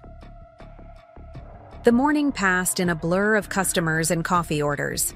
By 10, I'd mastered heart patterns in my lattes and was working on more complex designs. Each small achievement felt significant. Proof that I could learn, grow, create something new. Patricia's car smelled of peppermint and leather as she drove me through the tree-lined streets of Selwood. The apartment building was a converted Victorian, painted a cheerful yellow with white trim. My potential studio was on the ground floor, with large windows and its own small porch. "It's not much," Patricia said, unlocking the door. "But it's clean, secure, and the utilities are included in the rent." The space was indeed small, just one room plus a tiny bathroom and kitchenette. But the windows filled it with natural light, and the hardwood floors gleamed. A built-in bookshelf covered one wall, perfect for the books I'd rescued from storage. I could already picture my reading chair in the corner, my grandmother's quilt on the bed, my photos and artwork bringing life to the white walls. "The neighborhood is safe," Patricia continued. "Lots of families, good lighting at night. The coffee shop where I found you this morning is just down the street, and there's a library branch 2 blocks over." I wandered to the windows, looking out at the small garden shared by the building's tenants. An elderly woman was tending to a plot of herbs, while a young couple played with their dog on the lawn. Normal, peaceful life happening right outside my potential home. "How much?" I asked, trying to keep my voice steady. Patricia named a figure that was surprisingly reasonable, less than I'd expected for Portland's rental market. "First month's rent and security deposit required up front, of course, but given your situation," she hesitated. "I'm willing to be flexible with the deposit if you can provide an extra reference." Tears pricked at my eyes. Word had spread through the neighborhood about what happened, about why I was looking for a fresh start. Instead of judgment, I kept encountering kindness.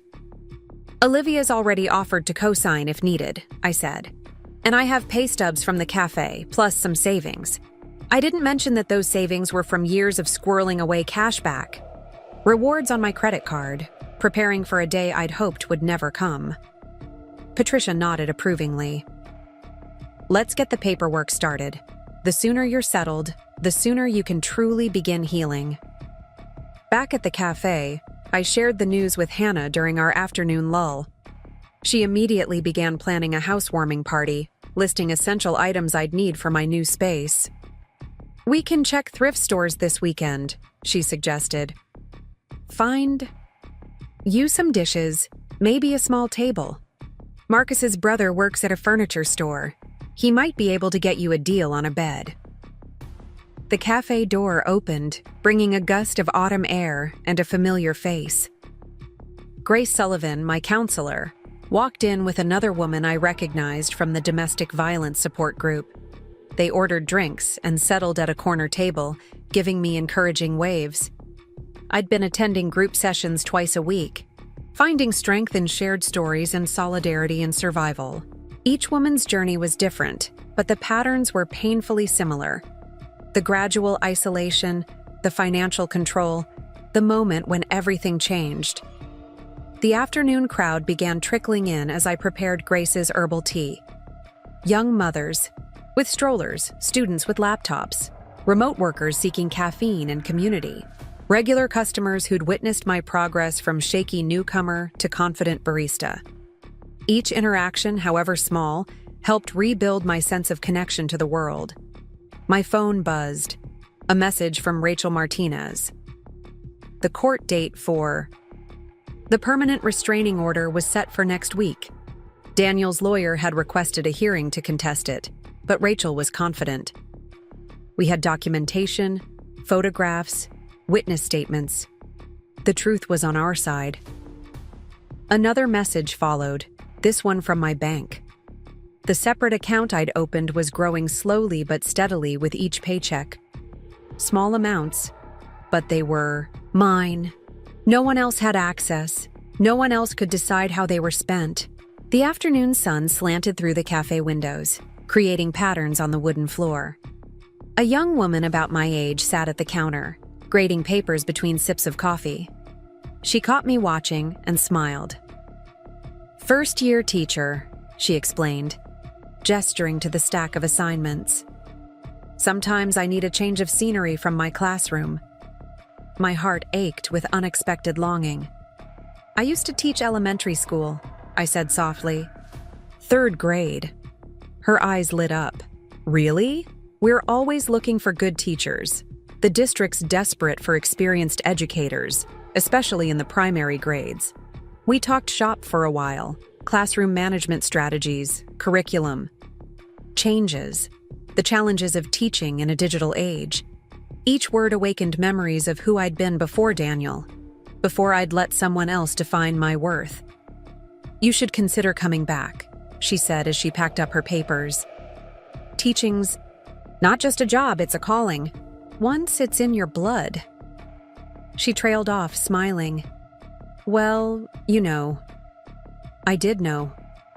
Standing behind the cafe counter, I watched her leave and allowed myself to imagine a different future.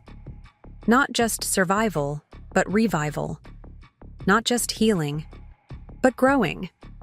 The rest of my shift passed in a pleasant rhythm of customers and conversations. Hannah taught me how to close the cafe, trusting me with keys and alarm codes.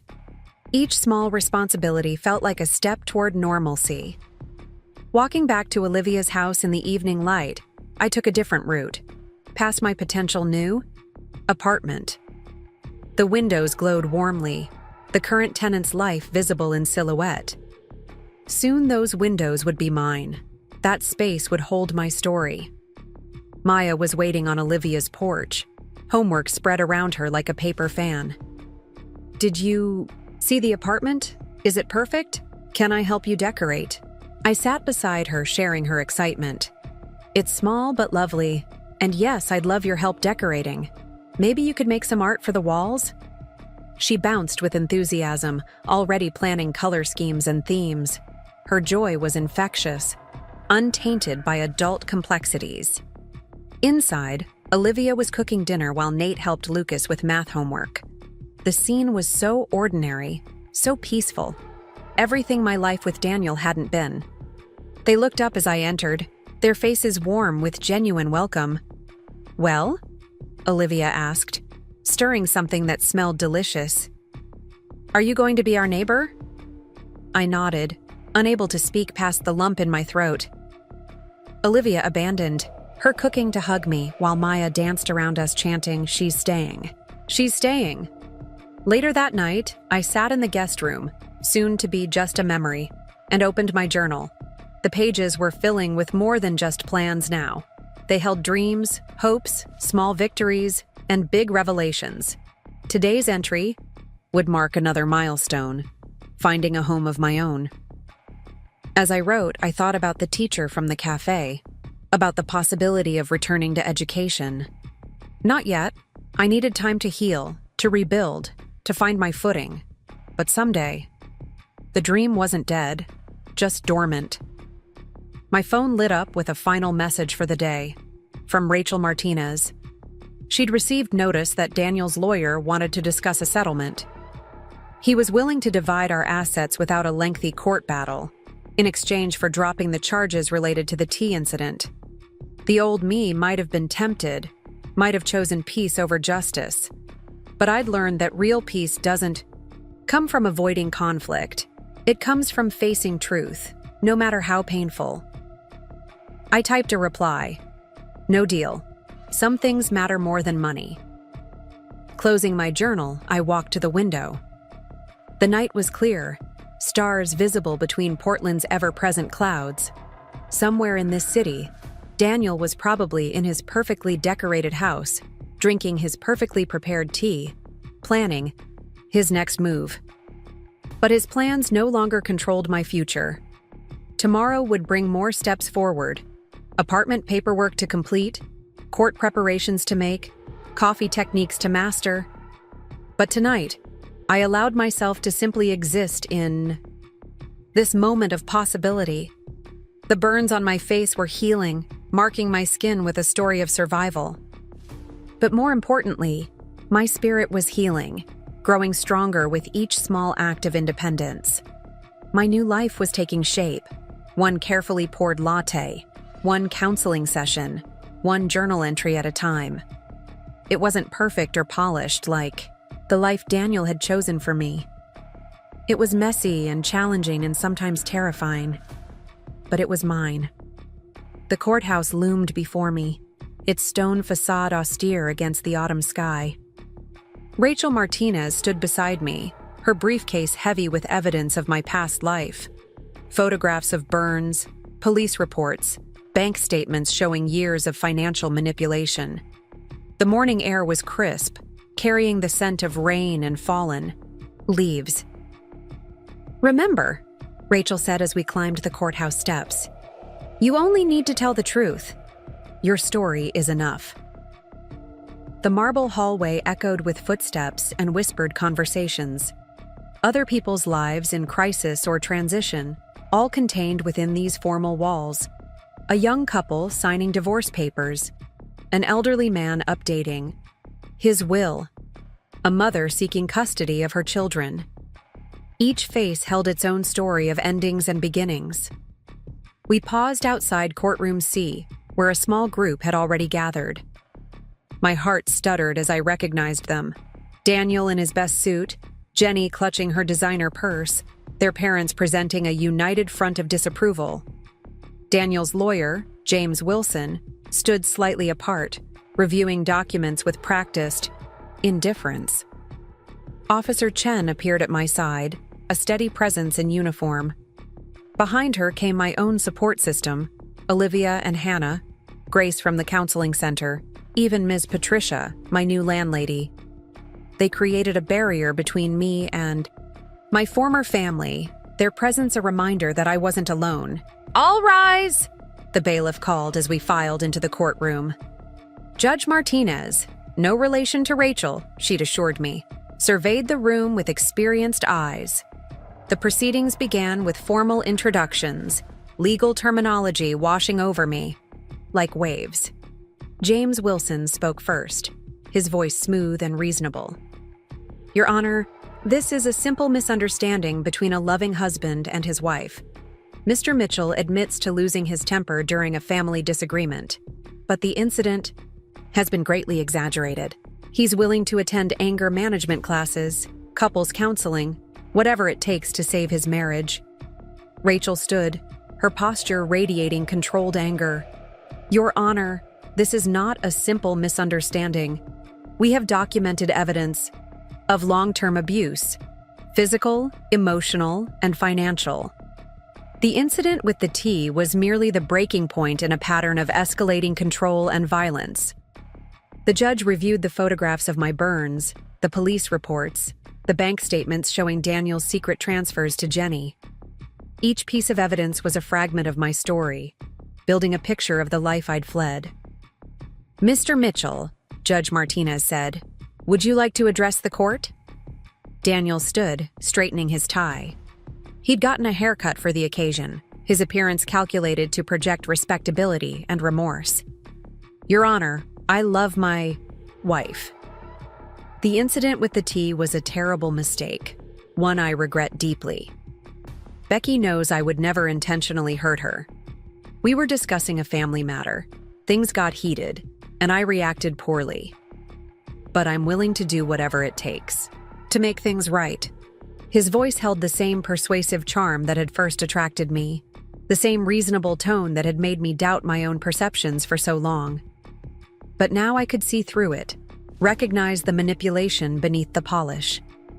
Ms. Anderson, the judge turned to me using my maiden name. Would you like to respond?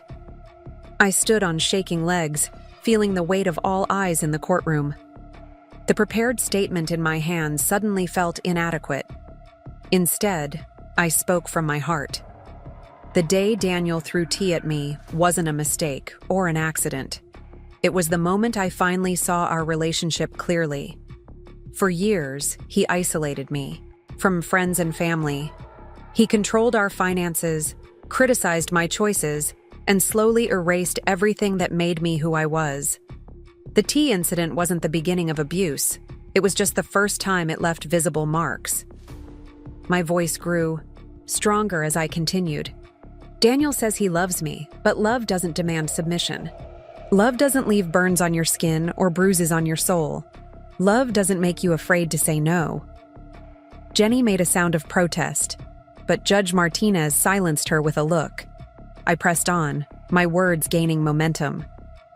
I'm not here seeking revenge. I'm here seeking protection, not just from physical violence, but from the psychological warfare that made me doubt my own worth. I'm here because every person deserves to feel safe in their own life. The courtroom fell silent as I finished speaking. Even James Wilson looked uncomfortable, shuffling his papers with unusual agitation. Daniel's face had lost its practiced remorse, revealing flashes of the anger I knew so well. Judge Martinez reviewed the evidence one final time before speaking. Based on the documentation provided and the testimony heard today, I am granting a permanent restraining order. Mr. Mitchell must maintain a distance of at least 500 feet from Ms. Anderson at all times. This includes her residence, place of work, and any location where she is known to be present.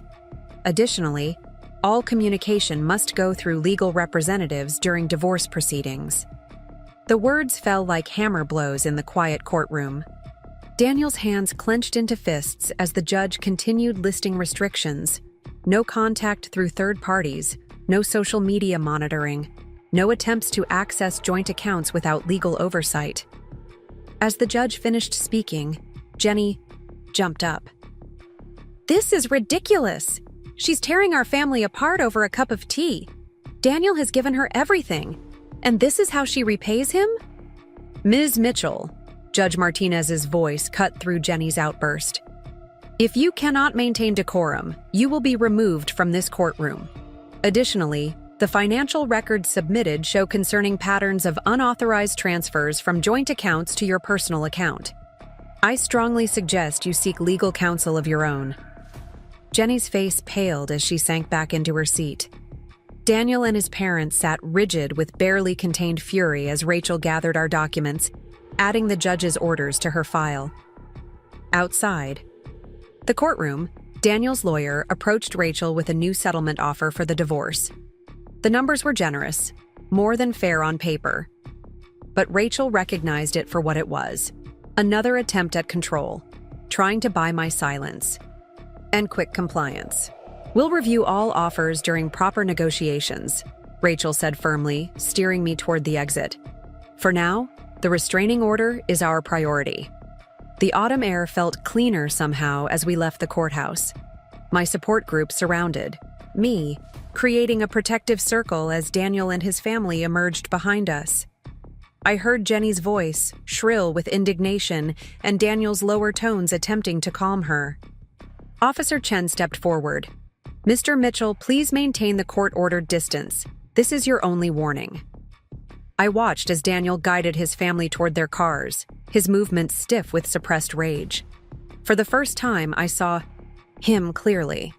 Not as the charming man who'd swept me off my feet, not as the controlling husband who dimmed my light, but as someone whose power over me was finally broken. Hannah touched my arm gently. "Ready for your shift? The afternoon? Rush will be starting soon." The normality of the question made me laugh, despite the emotional weight of the morning. "Actually, yes. Making coffee sounds perfect right now." The Copper Cup was busy when we arrived, but conversations paused as we entered. Word had spread about the hearing, and our regulars waited anxiously for news. When Hannah announced the restraining order had been granted, spontaneous applause broke out. Marcus handed me my apron with a flourish. "Welcome back, warrior barista." The afternoon passed in a blur of customers and coffee orders. Each familiar task helped ground me after the intensity of the morning. Steam milk, pull shots, create, latte art, repeat. Simple actions that required focus and skill, leaving no room for dwelling on courtroom drama. A young woman came in near closing time, her own fading bruises partially hidden by makeup. She ordered a simple coffee but lingered at the counter, watching me work. Finally, she spoke in a near whisper.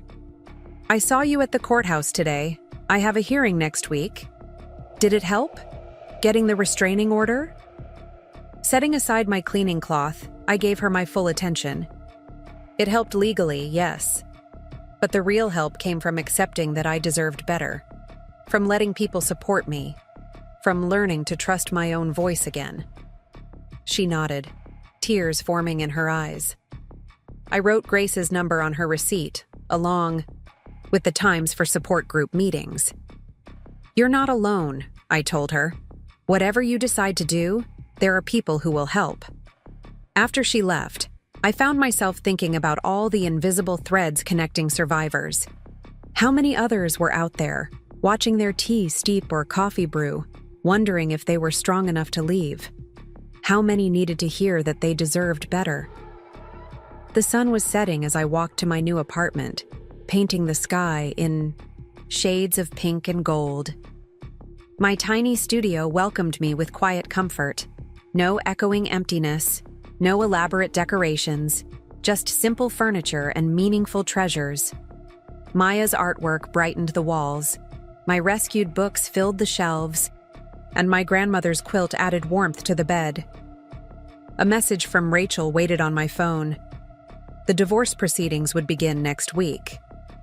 Daniel's lawyers were pushing for a quick settlement, hoping to resolve things quietly. But I wasn't interested in quick or quiet anymore. I wanted justice, not just for myself, but for every person trapped in the cycle of abuse. Opening my journal, I began to write about the day, not just the legal victory, but the smaller moments of triumph. The way I'd found my voice in the courtroom, the connection with the young woman at the cafe, the feeling of walking into my own space, decorated with my own choices. A soft knock at my door revealed Olivia holding dinner from our favorite Thai restaurant. "Thought you might want company," she said, setting out containers of pad thai and green curry. "Unless you'd rather be alone." The question itself was a gift. The recognition that I had choices, that my preferences mattered. Company. Would be nice, I said, getting plates from my tiny kitchen. It was an intense day, as we ate, sharing spring rolls and stories. I felt the last tension from the courthouse fade. Daniel might have taken years of my life, but he couldn't take my future. That belonged to me alone. The burns on my face had healed to faint pink, marks, barely visible unless you knew where to look. But their legacy remained, not as a reminder of victimhood, but as proof of survival. Each scar told a story of strength, of choices made and boundaries drawn. Tomorrow would bring new challenges, divorce negotiations, continued healing, small steps toward reclaiming my teaching career. But tonight, sitting in my own space sharing dinner with a true friend, I felt something that had been missing from my life with Daniel. Peace. The restraining order was more than just legal protection. It was a declaration of independence, a statement that my safety mattered, my choices counted, my voice deserved to be heard. In that courtroom, I'd stood up not just to Daniel, but to every doubt he'd ever planted in my mind. Later, alone in my apartment, I stood at the window watching the city lights twinkle through autumn leaves. Somewhere out there, Daniel was probably raging against the loss of control. Jenny was likely playing victim to anyone who would listen, but their drama no longer defined my story. My phone buzzed with messages of support, from Hannah sharing cafe triumphs, from Grace praising my courtroom courage, from Maya sending pictures of her latest artwork. Each message represented a thread in the tapestry of my new life, stronger and more vibrant than anything I'd had before. The young woman from the cafe stayed in my thoughts. Tomorrow, I decided, I would ask Rachel about speaking at support groups, sharing my story with others who needed to hear that escape was possible. Every survivor's journey was different, but the first step was always the same: believing you deserved better. Autumn rain tapped against the windows of Grace's office as our counseling group settled into the familiar circle of chairs. Steam rose from paper cups of coffee, provided by the copper cup, my contribution to these weekly meetings. The room felt warmer than usual, filled with women at various stages of their healing journeys. Tonight was my turn to share. The restraining order hearing had sparked interest among other survivors, and Grace thought my story might help those still struggling with their decisions to leave. My hands trembled slightly as I held my coffee, but my voice remained steady. A month ago, I wouldn't have believed I could be sitting here, I began. I was so caught up in maintaining the perfect image of a perfect marriage that I'd forgotten what real happiness felt like. It took a cup of hot tea to wake me up, literally and figuratively. Sarah, a newcomer to the group, leaned forward. Her wrist bore a fresh cast. Her eyes carried shadows of recent trauma. I recognized the look, the mixture of hope and fear that came with first steps toward freedom.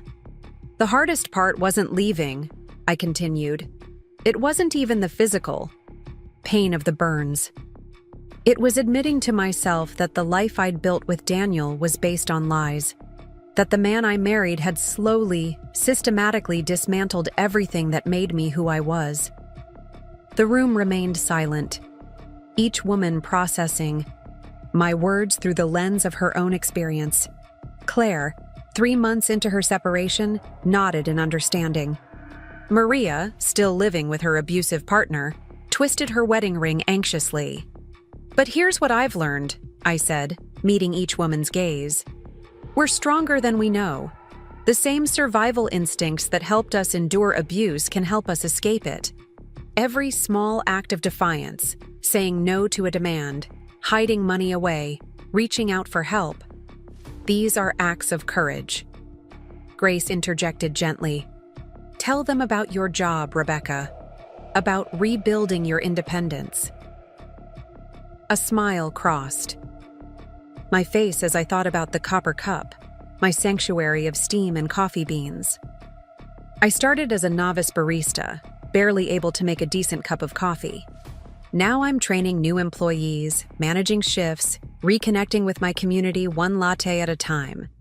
It's not the teaching career I left behind, but it's taught me something valuable. I can learn, grow, create a new life on my own terms. The discussion flowed naturally from there. Women shared their fears about financial independence, about legal battles, about starting over. Each concern was met with practical advice and emotional support. Phone numbers were exchanged, resources shared, bonds strengthened. After the meeting, Sarah approached me privately. "My husband," she whispered, glancing at her cast. "He says he's sorry, says it'll never happen again. I want to believe him, but deep down you know it will," I finished softly. "The apologies are part of the cycle.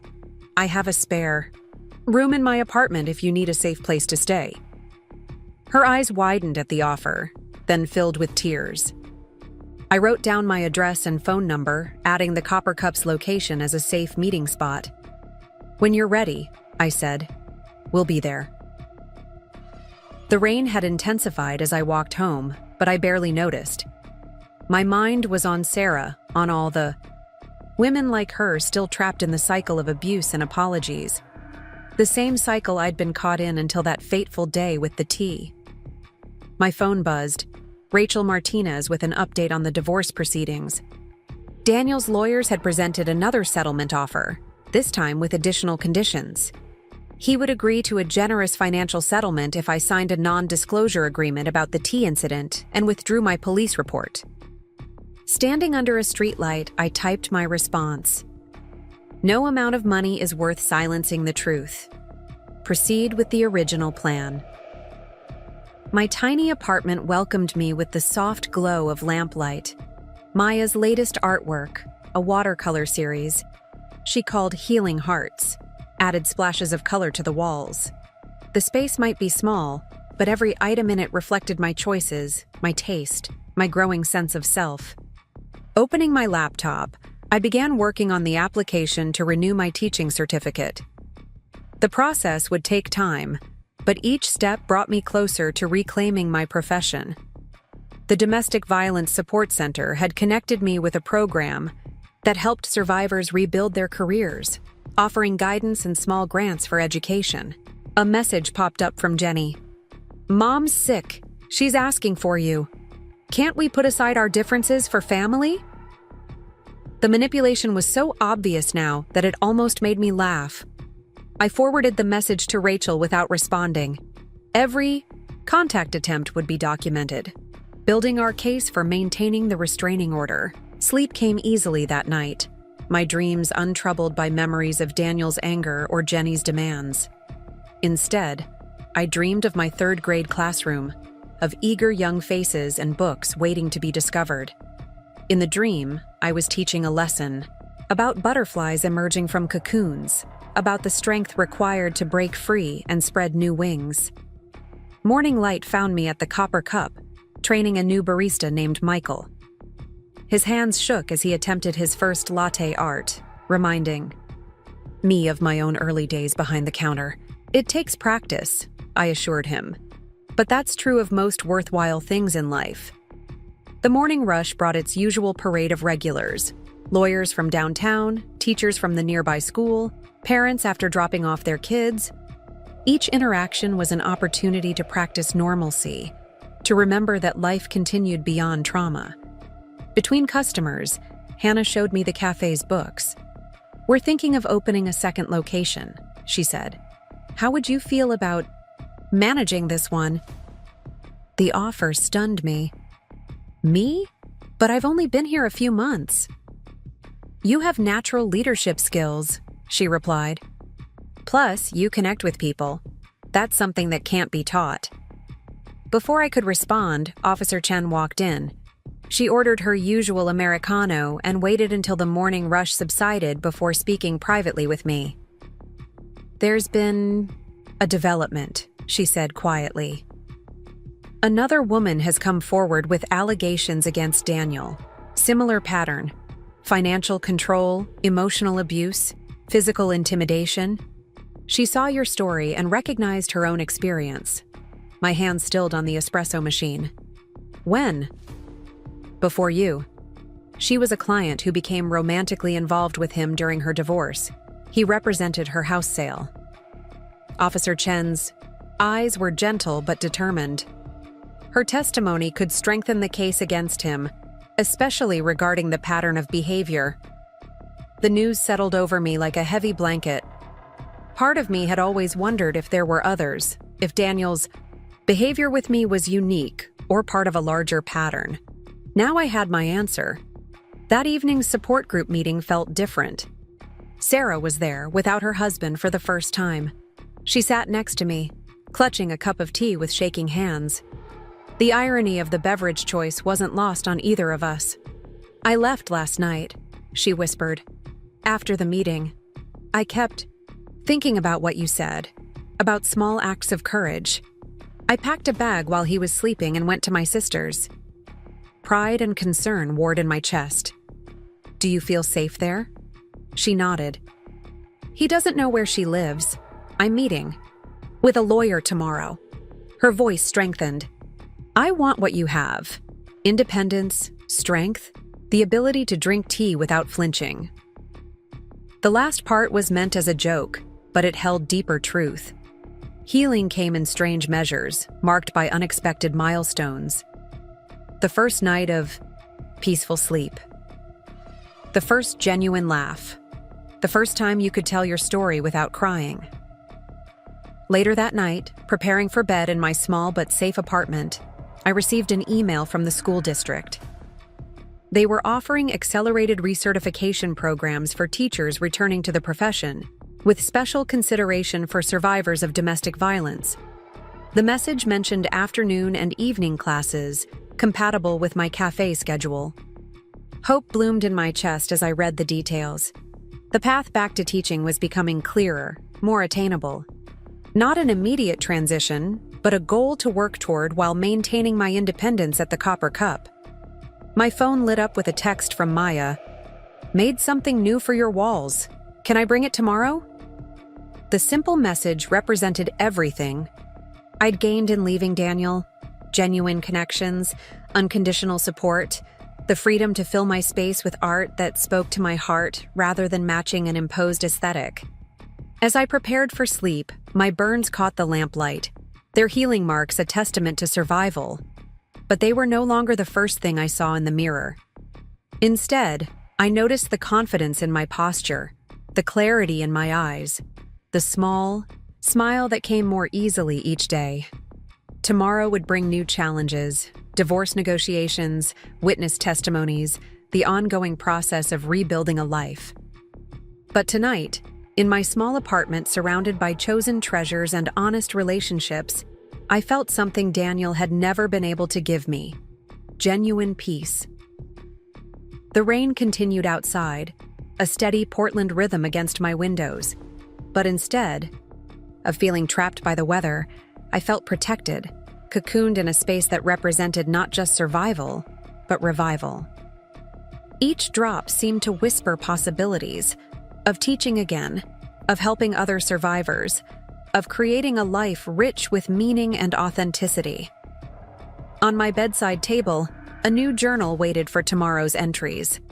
Its pages would hold not just memories of trauma, but chronicles of triumph. Small victories and large revelations, steps forward and lessons learned.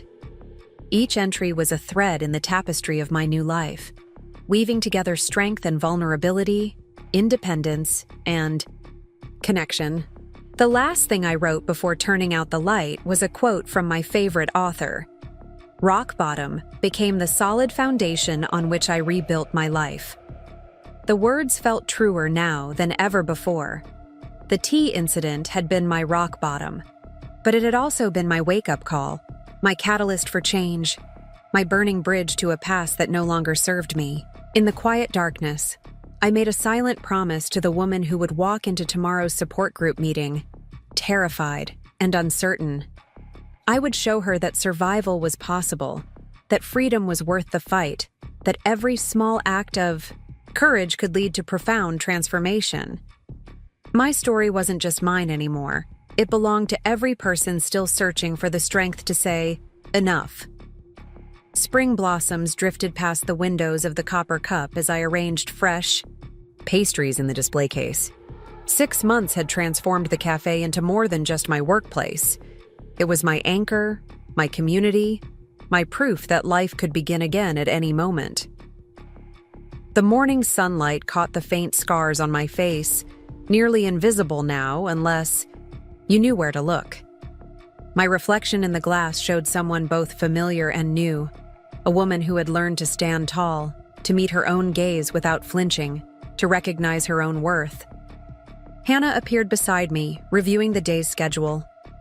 Ready for your big day? The afternoon is covered if you need more time to prepare. Today marked several milestones. The divorce would be finalized in the morning, followed by my first official teaching recertification class in the afternoon. The timing felt symbolic, ending one chapter of my life while beginning another. The cafe door chimed as Sarah walked in, her caste long gone but her friendship a permanent fixture in my life.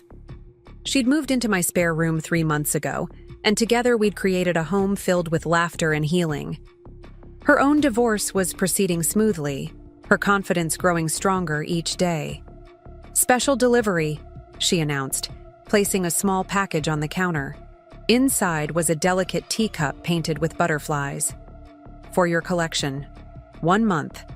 Sober from fear. The teacup would join others on our apartment shelves, each one representing a survivor who had found their way to freedom. Some brought by women from the support group, others discovered in thrift stores or gifted by well-wishers. Each cup told a story of transformation, of reclaiming something that had been used as a weapon. The morning rush kept me busy until it was time to leave for court. Olivia waited outside in her car, Maya's newest artwork, titled Freedom Wings, carefully wrapped in the back seat. The painting would hang in my newly expanded apartment, marking this day of transition. The courthouse felt different now. No fear lingered in its marble halls. No anxiety tightened my chest as we walked. To the familiar courtroom, Rachel Martinez met us with a warm hug, her briefcase lighter today. No need for evidence or testimony, just final paperwork to sign. Daniel wasn't present for the proceedings, his signature already notarized on the required documents. His absence felt right. This moment belonged to me alone. Judge Martinez, who had granted my restraining order months ago, presided over the divorce with kind efficiency. Rebecca Anderson, she announced, using my reclaimed maiden name. You are hereby legally divorced.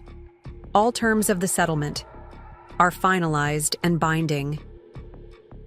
The words settled over me like a gentle rain, washing away the last traces of my old life. The settlement had been fair, negotiated without compromise to my principles. No silence bought with money, no truth traded for peace. Outside the courthouse, spring sunshine warmed my face as I breathed in my first moments as a legally single woman. Olivia hugged me tightly, whispering congratulations. But there was no time to celebrate yet. My recertification class waited. The community college classroom buzzed with nervous energy as I found my seat.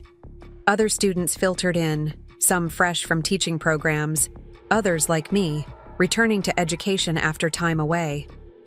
The instructor, Dr. Williams, had worked with survivors before, understanding the unique challenges we faced in reclaiming professional identities.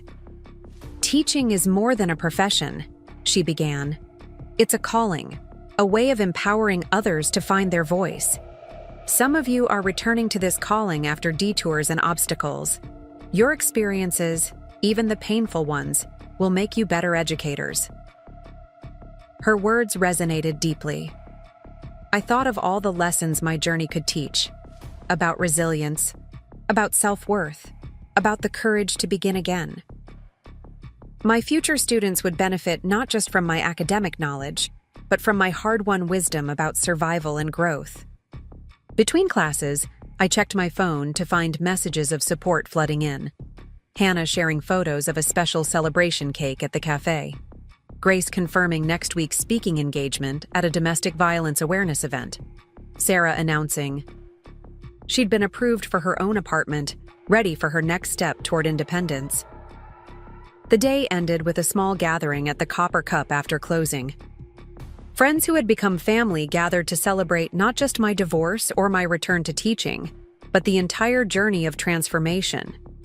Each person present had played a role in my healing, from Officer Chen, who had responded to that first emergency call, to Maya, who had filled my walls with color and hope. Hannah clinked her glass for attention. A year ago, Rebecca walked into this cafe looking for a job. What she found was a community. What we found was inspiration. She turned to me with tears in her eyes. You've shown us all what courage looks like. And now I'm thrilled to officially announce your promotion to cafe manager. The news took me by surprise. We'd discussed the possibility, but I hadn't expected it so soon. The role would provide stability while I completed my recertification, allowing me to blend my newfound cafe expertise with my journey back to teaching.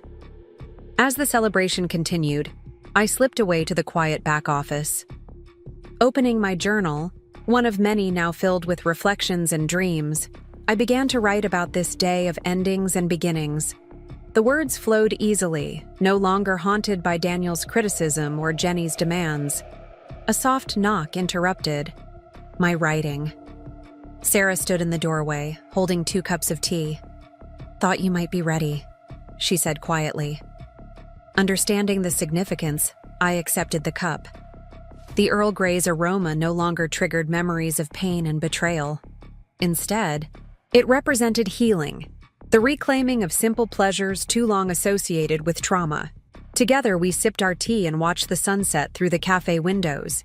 Sarah spoke first, her voice thoughtful. "You know what I realized today? When I first met you, I thought I wanted what you had, the strength to leave, the courage to start over. But now I understand that strength was in me all along. You just helped me find it." Her words touched something deep in my heart. "We all have that strength," I replied. "Sometimes we just need someone to remind us it's there." The evening wound down naturally, friends departing with hugs and promises to celebrate again soon. Maya left her latest artwork, a series of teacups transformed into butterflies, symbolizing the beauty that could emerge from broken things. In the quiet aftermath, I walked through the cafe that had become my sanctuary.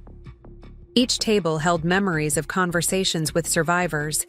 Each corner echoed with stories of healing and hope. The espresso machines gleamed in the dim light, no longer just tools for making coffee, but instruments of independence and growth. My phone lit up with a final message for the day, from the Domestic Violence Support Center, where I now volunteered. Another woman had found the courage to leave, inspired by the story of a tea incident that had burned away fear and revealed strength. At home, Sarah and I arranged Maya's new painting in our living room gallery. The butterflies seemed to dance in the evening light, their wings carrying messages of transformation. On our shelves, the collection of teacups caught the last rays of sunset, each one representing a survivor's journey from victim to victor. Opening my laptop, I began working on lesson plans for my future classroom. The teaching certificate would take time to complete, but the path was clear now. Each slide I created, each curriculum note I made, felt like steps toward a future I had chosen for myself. A new journal waited on my desk, its first page ready for tomorrow's reflections. But tonight, surrounded by evidence of how far I'd come, I simply sat in the peaceful quiet of my chosen life. No more walking on eggshells, no more dimming my light to soothe someone else's insecurities. No more sacrificing my dreams for false peace. Up next, you've got 2 more standout stories right on your screen. If this one hit the mark, you won't want to pass these up. Just click and check them out.